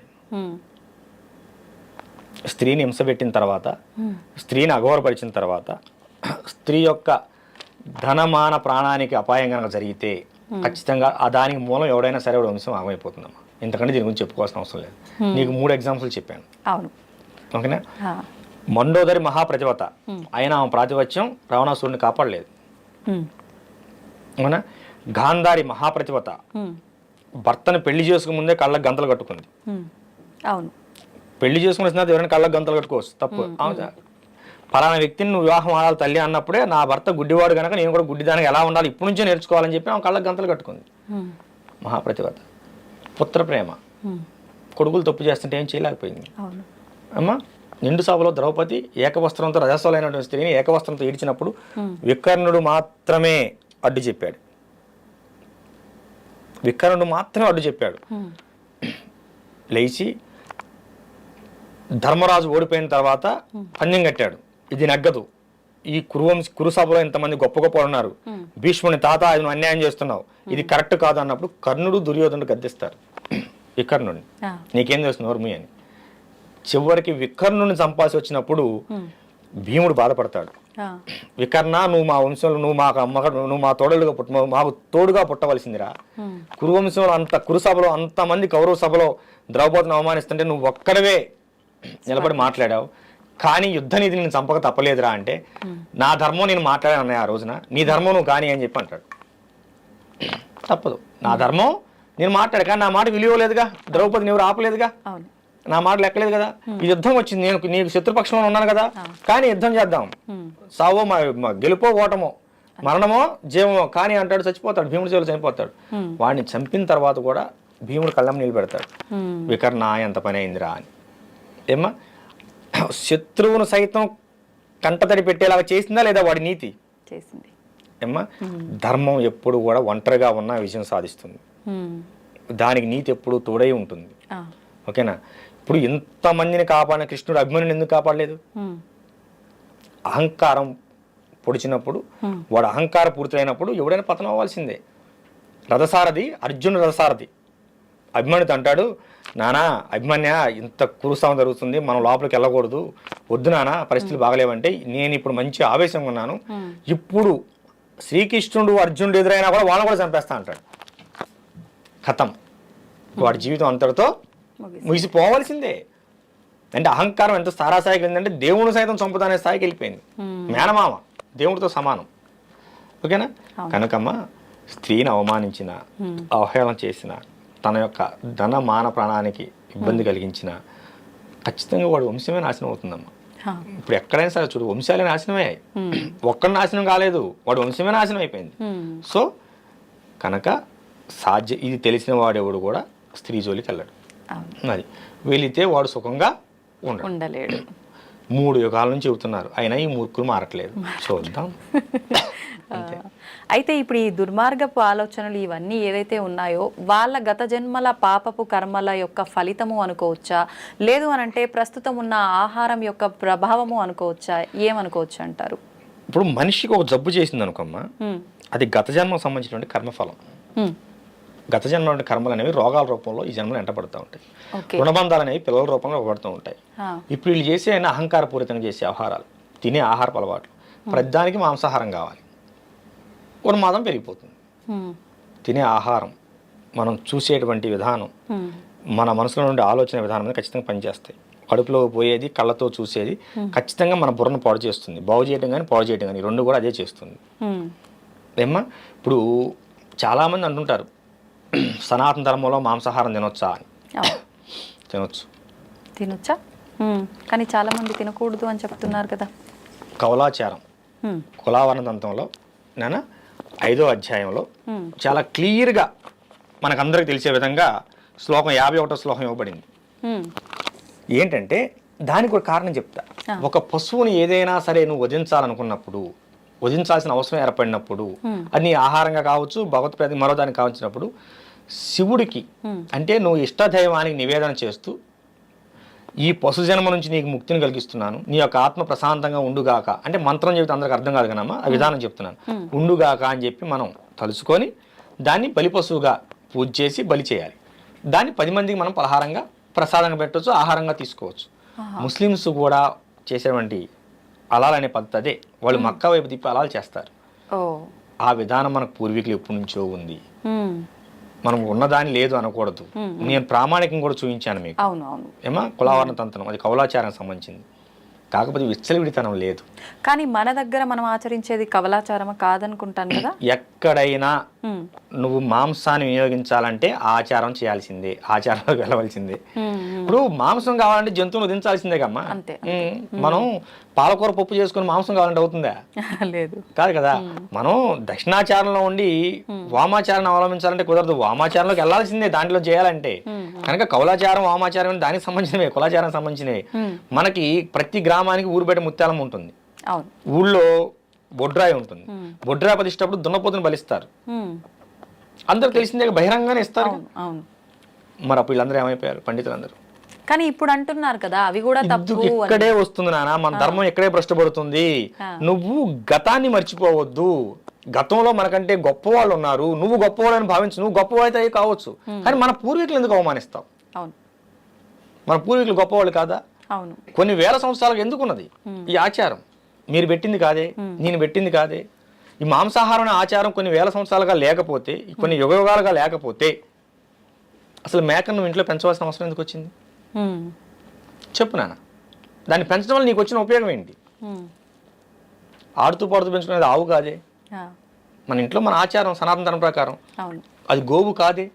మరి గోవు కానప్పుడు మనం గోవును మాత్రమే పాలు కోసం, ప్రేమ కోసం, ఆధ్యాత్మం కోసం పెంచుకుంటాం. ఏ తల్లి, అవునా కాదా? ఎందుకంటే మనం ఉదయం లేవగానే గోవుని చుట్టాన్ని ఆనందపడతాం, సర్వదేవతను చూసినట్టు సంతోషపడతాం, గోవుని తాగి పులకరిస్తాం. నువ్వు మేకను తాగి పులకరించవే, గొర్రెను తాగి పులకరించలేవే. మన ఇంట్లో కోడి ఎందుకు?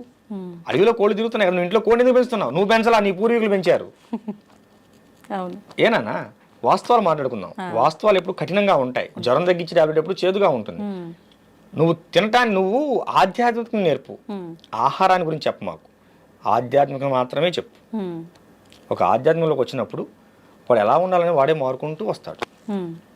ఒక స్థాయికి వెళ్ళిన తర్వాత మాంసాహారం తినకూడదు అనే విషయం వాడికి తెలిసినప్పుడు వాడే మానుతాడు. నువ్వు ఆహార అలవాట్ల గురించి చెప్పకు. ఎప్పుడైతే నువ్వు వాడి వ్యక్తిగత జీవితంలో చొరపడతావో వాడి ఆహార అలవాట్లకు సరితూగేటువంటి వేరే మతాన్ని ఎత్తుకుంటాడు. అవునా కదా తల్లి? ఇప్పుడు మన పూర్వం, ఇప్పుడు గ్రామానికి ఊరు బయట, మా జుజ్జూరు గ్రామంలో ఊరు బయట ముత్యాలం తల్లి ఉన్నది. ఆమెను 1819వ సంవత్సరంలో పునఃప్రతిష్ఠ చేసినట్టు ఉన్నది. అంటే ఇప్పుడు 200 సంవత్సరాలు దాటిపోయింది. పునఃప్రతిష్ఠ చేసినట్టు, అంతకుముందు ప్రతిష్ఠ చేసి ఎన్నాళ్ళు అవుతుంది మనకు తెలియదు కదా. పునఃప్రతిష్ఠ చేసినట్టు ఉంది. మరి ఆమె దగ్గర ఎప్పటి నుంచో సాధనలు జరుగుతున్నాయి కదా, కొన్ని వందల వేల సంవత్సరాల నుంచి. అప్పుడు నువ్వు పుట్టావా, నేను పుట్టానా, ఈ చెప్పిన వాళ్ళు పుట్టారా? కానీ అప్పుడు వేదం పుట్టే ఉందిగా, ఉపనిషత్తులు ఉన్నాయిగా, ఏమ్మా అన్నీ ఉన్నాయి కదా, మన పురాణాలు ఉన్నాయిగా. మరి అప్పుడు వాళ్ళకి తెలీదా? కనుక ఎదుట వాళ్ళ ఆహారం మీద నువ్వు ప్రవచనాలు ఇవ్వకు. గరికపాటి వారు, చాగంటి కోటేశ్వర గారు లాంటి మహానుభావులే ప్రవచనకర్తలు, వాళ్లే ఒప్పుకున్నారు మాంసాహారం నిషిద్ధం కాదు నాన్న, విచ్చలవిడిగా తీసుకోకు. మాంసాహారం తీసుకున్న రోజు దేవాలయానికి వెళ్ళకూడదా నిజంగానే? అలా మరి ఒక జీవిని చంపి నువ్వు తిన్న తర్వాత నీ శరీరం మైలైనట్టేగా. మరి అమ్మవారికే నివేదన చేస్తుంటారు కదా. నువ్వు నివేదన చేసుకుని బయటకు వచ్చావుగా. నివేదన చేసే ముందు అక్కడ నువ్వు మాంసాహారం తీసుకుని వెళ్ళలేదు కదా. ముందు అక్కడికి వెళ్ళి ఈ బలి పశువుని పూజ చేసి బలి ఇచ్చిన తర్వాత అక్కడ నువ్వు బయటకు వచ్చేస్తావుగా. ఏమ్మా అయిపోయింది అంతటితో. కానీ ఇప్పుడు ఏమైందంటే తినే తిండిలో మాంసం, తాగే దాంట్లో మాంసం, ఈ ఫ్రైడ్ రైస్లని, నూడిల్స్లని, సర్వం కోడిగుడ్లని, అవన్నీ అంతా మాంసాహారం నిషేధం కాదు. కానమ్మా మన శాస్త్రం ప్రకారం విచ్చలవిడితనం లేదు. కావాలంటే మీ పూర్వీకులు ఎవరైనా పెద్దవాళ్ళు ఉంటాడు, ఇంటికి కొత్తలుడు వస్తే ఏదన్నా ఒక కోడి లాంటి దాన్ని దేని చేసి పెట్టేవాళ్ళు, ఏదైనా పండుగ వస్తే చేసి పెట్టేవాళ్ళు. అంతేగాని ఇట్లా వారం అసలు ఆదివారం తినడం అసలు లేదు మనకి. ఆదివారం కల్చర్ అనేది బ్రిటిష్ వాళ్ళు వచ్చిన తర్వాత వచ్చింది మన కల్చర్. ఆదివారం కల్చర్ అసలు మనకు లేదు. మన ఇంటికి ఏదైనా పండగ అయితే లేదా మన ఇంటికి ఎవరైనా బంధువులు వస్తే అప్పుడు మాత్రమే మాంసాహారం ఉండేది. మన దొడ్లో చిక్కుడుకాయ ఉండేది, వంకాయ ఉండేది, బెండకాయ ఉండేది, బీరకాయ ఉండేది, అన్నీ ఉండేవి. వాళ్ళు వచ్చారు గనక ఇంట్లో, అది కూడా ఇంట్లో పెరిగిన దాన్నే పెట్టేవాళ్ళు, ఇంట్లో పెరిగిన కోడినే వాళ్ళకి చేసి పెట్టేవాళ్ళు. ఇప్పుడంతా హైటెక్ యుగం, హైటెక్ ఫుడ్లు. మరీ దారుణం ఏంటన్నా, 10 సంవత్సరాల పాప పెద్ద మనిషి అవుతుంది. దేని వలన? ఈ బాయిలర్ కోళ్ళ వలన, బాయిలర్ చికెన్ వలన. అదే నాటుకోడి పెట్టు కాదుగా.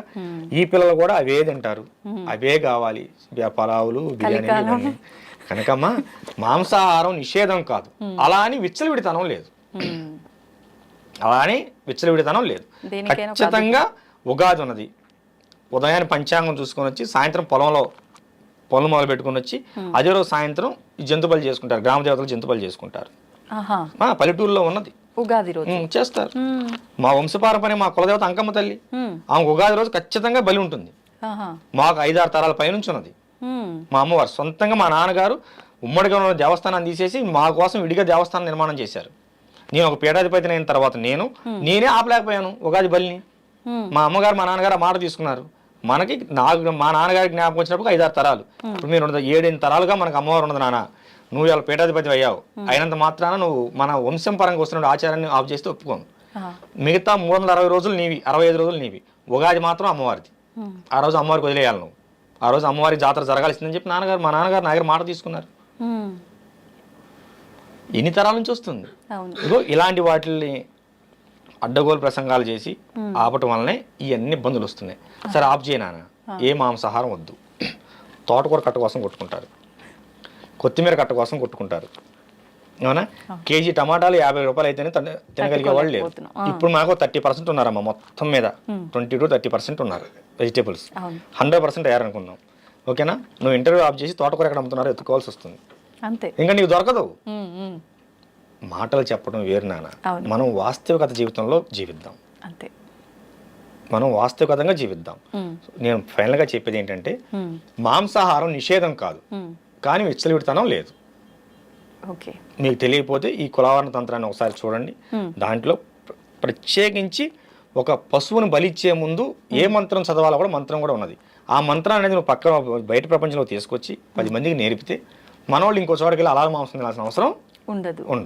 మనం చెప్పం, వాడిని చేయనీయం. ఇప్పుడు వాడి వృత్తి వాడు చేసుకుని బ్రతుకుతుంటే వాడిని వద్దంటాం. నువ్వేం ఆ వృత్తిలో ఎలా నడవాలో నువ్వు నేర్పవు. ఏమ్మా, రేపు సంక్రాంతి తర్వాత ఈ మంత్రాన్ని ఒక 10 మందికి నేర్పుదాం అనుకుంటున్నాను. ఈ మాంసాహారం జంతు బలి మంత్రాన్ని బాబు హలాల్ మంత్రం ముస్లింస్కే కాదు హిందువులకు కూడా ఉన్నది. బలి మంత్రం అని చెప్పి ఒక 10 మందికి నేర్పితే ఈ 10 మంది వెళ్ళి ఇంకో 10 మందికి నేర్పుతారు. మరి ఇప్పుడు పనిలో పని చెప్పేస్తే లేదు నాన్న, గురువు గారు అనుమతి లేదు. అవునా? సరే గురువు గారిని చెబుదామని ఆగాను. ఒకవేళ మీరు గురువు గారు అనుమతి ఉన్న ఇలా వీడియో రూపంలో అందరికి చెప్పొచ్చు. అవకాశం ఉంటే మళ్ళీ మీ ఛానల్లోనే చెబుతాను ఈ విషయాన్ని అంతా. ఓకేనా? అది ఖచ్చితంగా చెప్పాలి నాన్న. ఇప్పుడు కటిక వాళ్ళ ఒక తెగ ఉన్నది, మన హిందూ ధర్మంలో కటిక తెగ ఒకటి ఉన్నది. అవునండి, వాళ్ళే మాంసాహారం చేస్తారు. వాళ్ళు గాని రజకులు గాని చేయొచ్చు. అసలు వాళ్ళిద్దరికి తప్పు లేదు. రజక వర్ణానికి కానీ కటిక వర్ణానికి కానీ తప్పు లేదు. అసలు ఆ వర్ణం వాళ్ళే లేరు ఇప్పుడు. ఏమైపోయారంటారు? వర్ణాలన్నీ మాయమైపోయినాయమ్మా. మనమే మాయం చేసుకుంటున్నాం. నువ్వు వెళ్ళి ఎక్కడో తెచ్చుకుంటున్నావు, వీడి కొట్లో కొనవు, వీడి ఎండలో ఎగలు తోలుకుంటాడు, వీడికి భార్యాపిల్లలు ఉంటాడు కదా, వీడు వాడి కింద కూలికి వెళ్తున్నాడు. మన ధర్మాన్ని మనం బతికించే ప్రయత్నం చేయాలి. అవును. ఈ తిండి మీద బట్టల మీద పక్కన పెట్టు. మన ధర్మంలో ఎవడన్నా వెనకబడిపోతున్నాడంటే ఒక వర్ణం వాళ్ళు ఎందుకు వెనకబడిపోతున్నారు దాని మీద దృష్టి పెట్టండి. దేవాలయ మాన్యాలు మొత్తం అమ్ముకున్నారు. ఇవాళ వచ్చి సేవ చేయమంటే ఎవడో ఎలా చేస్తాడు? ఇప్పుడు మా నాన్నగారు అమ్ముకున్నారమ్మా. మా దేవాలయం భూమి ఉందనుకుందాం, మాన్యం 4 ఎకరాలు మా నాన్నగారు అమ్ముకున్నారు. నన్ను వచ్చి దేవాలయం సేకరి చేయమని ఎందుకు చేస్తాను? నాకు హక్కు లేనప్పుడు బాధ్యత లేదు కదా. అదే కదా, నేను నా హక్కును కోల్పోయాను. నాకున్న దేవాలయం సంబంధించిన ఆస్తి హక్కు నేను కోల్పోయినప్పుడు నాకు దేవాలయం బాధ్యత ఎందుకు ఉంటుంది? ఇది రాజకీయ కోణంలో జరిగిన కుట్రమా. రేపు హైందవ శంకరంలో అదే చేస్తున్నాం. ఖచ్చితంగా మన దేవాలయ ఆస్తులను మనం తిరిగి వస్తే మళ్ళీ మన దేవాలయాన్ని కలకలాడు. 1,00,000 ఎకరాల పైన ఈ 2 తెలుగు రాష్ట్రాల్లో 1,00,000 ఎకరాల పైన అన్యాక్రాంతం అయిపోయింది మన దేవాలయ భూములు. లెక్క ప్రకారం 1,40,000 చిల్లరమ్మ. 1,40,000 ఎకరాలు అన్యాక్రాంతం అయిపోయింది. అది తల్లి.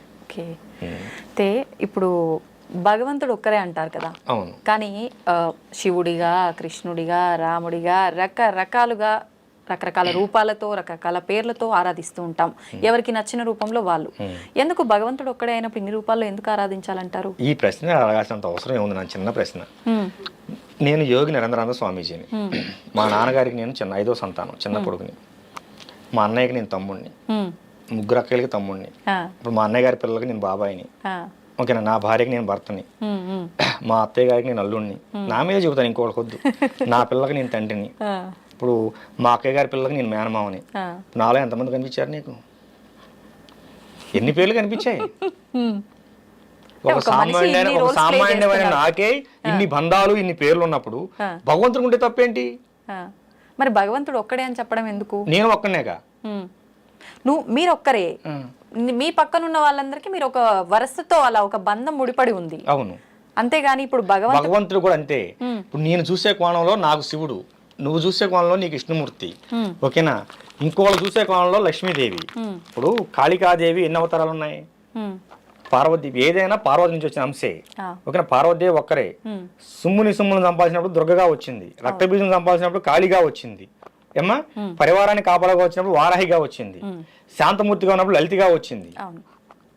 సందర్భాన్ని బట్టి భగవంతుడు తన రూపాన్ని వ్యక్తపరిచాడు.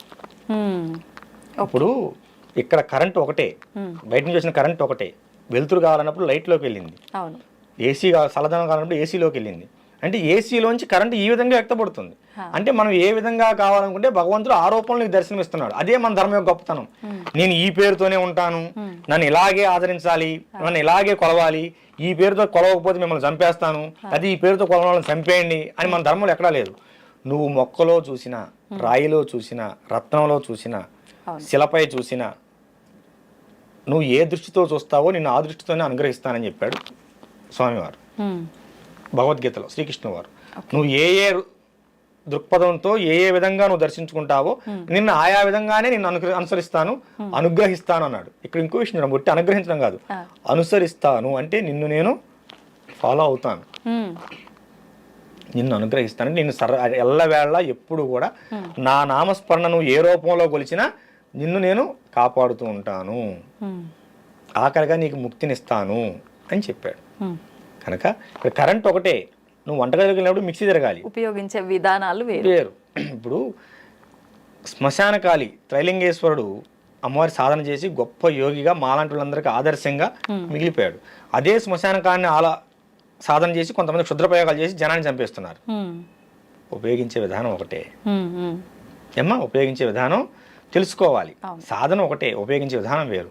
భగవంతుడు ఒకటే, మనం తీసుకునే రూపం వేరు. కాళీని అందరూ తట్టుకోలేరు, భయపడతారు. కనుక ఆమెను పార్వతిగా ఆరాధిస్తారు. పార్వతి కూడా అమ్మో కొంచెం శక్తివంతంగా ఉంటుంది మా వాళ్ళకి లలితగా ఆరాధిస్తారు.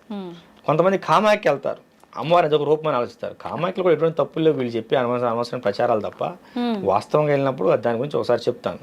ఓకేనమ్మా, అలా ఉంటుంది ఇలా ఉంటుంది, అవి పెడతారు ఇవి పెడతారు, ఏమి పెట్టరు, అంతా వైదికమే, అంతా వైదికమే. ఇప్పుడు ఈ కౌలాచారణ చేయాలనుకున్న వాళ్ళైనా చేసుకుంటారు, తప్పులేదు. ఎందుకంటే అసలు మన ధర్మాన్ని కాపాడింది కౌలాచారమే. నీకు ఆ విషయం తెలుసా? ముస్లిమ్స్ పరిపాలనలో మన దేవాలయాలని బంధించేసినప్పుడు, కూల్చేసినప్పుడు, మీకు దేవుడే లేకపోతే మీరు పూజలు ఎక్కడ చేస్తారని చెప్పి అప్పుడులో నవాబులు మనల్ని హింస పెట్టినప్పుడు చెట్టు కింద రాయబెట్టి ఆమెనే ముత్యాలమ్మన్నారు. ఓకేనా, వేప చెట్టుకి పసుపు రాసి మహాలక్ష్మి అమ్మవారు అన్నారు, రావు చెట్టుకి పసుపు రాసి నారాయణ అన్నారు. ఇంకా గుళ్ళోకి ఎవరు పోలా. మరి ఇప్పుడు ఏ ఆచారం కాపాడింది మన ధర్మాన్ని చెప్పునా? గుళ్ళో కొబ్బరికాయ కొట్ల, ఊరు బయటకు వచ్చి ఆపు చెట్టు కింద ముత్యాలమ్మని చెప్పి విగ్రహం పెట్టి కోడిని కోసారు, పందిని కోసారు. కోడిని కోస్తే వస్తున్నారు ముస్లిమ్స్ దండయాత్రకు వచ్చి, ఎవడా కోడిని కోసింది వాడిని చంపేస్తాం ఉరిదేస్తాం ఉన్నారు. పందిని కోసారు, పందిని కోస్తే ముస్లిమ్స్ రారుగా. పందిని కోసే ఆచారం అక్కడ వచ్చింది వీళ్ళ దెబ్బకి. అంతకుముందు వారాహ అవతారం మన పందిని కోసేవాళ్ళు కాదు. ఈ తొగ్లక్ల పరిపాలన వచ్చిన తర్వాత, ముస్లిం పరిపాలన వచ్చిన తర్వాత వాళ్ళు మన దేవాలయాల మీద దాడి చేస్తున్నారు, ఆ మొత్తంలో రాయి పెట్టుకో పందిని పోయింటా అన్నారు. ఇవాళ దేవాలయానికి రారు, ఎదురుగా గ్రామ దేవతను పెట్టుకొని పందిని బలి ఇచ్చేవాళ్ళు. దాన్ని చండా ప్రయోగం అంటారు. ఏమీ తెలియకుండానే మన పూర్వీకులు చండా ప్రయోగం చేసి ముస్లింస్ ఆఫ్ చేశారు. అమ్మా మరి ఏది కాపాడింది? నువ్వు ఇంట్లో కూర్చొని మాంసం తినొద్దు, బయటని ఎవరు దాడి చేయొద్దు, చేతులు కట్టుకున్న మన నీ ప్రవచనం కాపాడిందా? అప్పుల్లో మన పూర్వీకులు తెగింపు చేసేసిన బొల్లు కాపాడేయా మన ధర్మాన్ని? ఏమ్మా ఇప్పుడు కూడా కాశీ దగ్గర దేవాలయం అందరు కాక కొట్టుకుంటున్నాం, అవునా? అలాంటి రాజమండ్రిలో ఒక దేవాలయం మీద మసీదు కట్టారు, కట్టుకున్నారు. వాళ్ళ ఆధిపత్యం ఉంది, వాళ్ళు కట్టుకున్నారు. దాన్ని మనం ఏమంటానికి ఏం లేదు. ఇవన్నీ పక్కన పెడితే 4 నెలల క్రితం తమిళనాడులో ఒక దేవాలయాన్ని మసీదు కిందకి ఇచ్చారు. ఆ విషయం మీకు ఎంతమంది తెలుసు? దేవాలయం పాడుపడిపోయిందని చెప్పి దాన్ని బాగు చేయించి మన తమిళనాడు ప్రభుత్వం మసీదు కిందకి ఇచ్చేసింది. ఏమ్మా మాటలు చెప్పడం వేరురా తల్లి, ఆచరణలోకి వెళ్ళిన తర్వాత అది వేరుగా ఉంటుంది. ఓకే, ఈ బలి అనే ప్రాసెస్ వచ్చిందే అక్కడ నాన్న. ఈ మధ్య లవ్ జిహాదుల గురించి కొత్తగా ఒక స్లోగన్ వచ్చింది, గమనించిందా? హిందువులందరూ కూడా పంది మాంసం తినండి అని డైరెక్ట్ గా చెప్తున్నారు. మన హిందూ ధర్మరక్షణ సమితి పెద్దలు 2-3 మీటింగుల్లో నేను స్వయంగా విన్నాను, మీకు వీడియోలో ఉంటాయి చూసుకోండి. పబ్లిక్ చెప్పినవి ఇవన్నీ. ఈ లవ్ జిహాద్ని తట్టుకోవాలంటే ఆడపిల్లలకి పంది మాంసం తినడం అలవాటు చేయండి అని చెబుతున్నారు. వీళ్ళు ఇప్పుడు అలవాటు చేసేది ఏంటి? మన పూర్వీకులు ఎప్పుడో చేశారు. దేవాలయాలు కాపాడుకోవడానికి పందులు కోసారు, పందులను బలిచ్చారు. ప్రతి దానికి బలమైన కారణం ఉందమ్మా. మాటలు వేరు, వాస్తవికతలోకి వెళ్దాం. ఓకేనా? కాషాయం బట్టలు పట్టుకుని ప్రతి ఒక్కడు సాధకుడు కాదు, స్వామీజీ కాదు. సాధన చేయాలి, దానిని సాధనాపరమైన లోతుపాతులు తెలుసుకోవాలి, అనుష్ఠానంలో బలం పెంచుకోవాలి. అప్పుడే కదా వాడు స్వామీజీ అయ్యేది, నీ దగ్గరకు వస్తే 10 మంది సమస్యలు తీర్చగలిగేది. అదేవిధంగా ఒక మాట చెప్పేటప్పుడు కూడా దాని పూర్వాపర విశేషాలను పూర్తిగా తెలుసుకోవాలి. అసలు ఈ బలి అనే ప్రాసెస్ ఎందుకు వచ్చింది అన్ని పక్కన పెట్టు. అసలు పందులు ఎందుకు బలిస్తున్నారు దేవుళ్ళకి, దీన్ని చెప్పు అమ్మా. ఎందుకు బలిస్తున్నారు? ఈ ముస్లిం దండయాత్రలను తట్టుకోవడం కోసం చేశారు.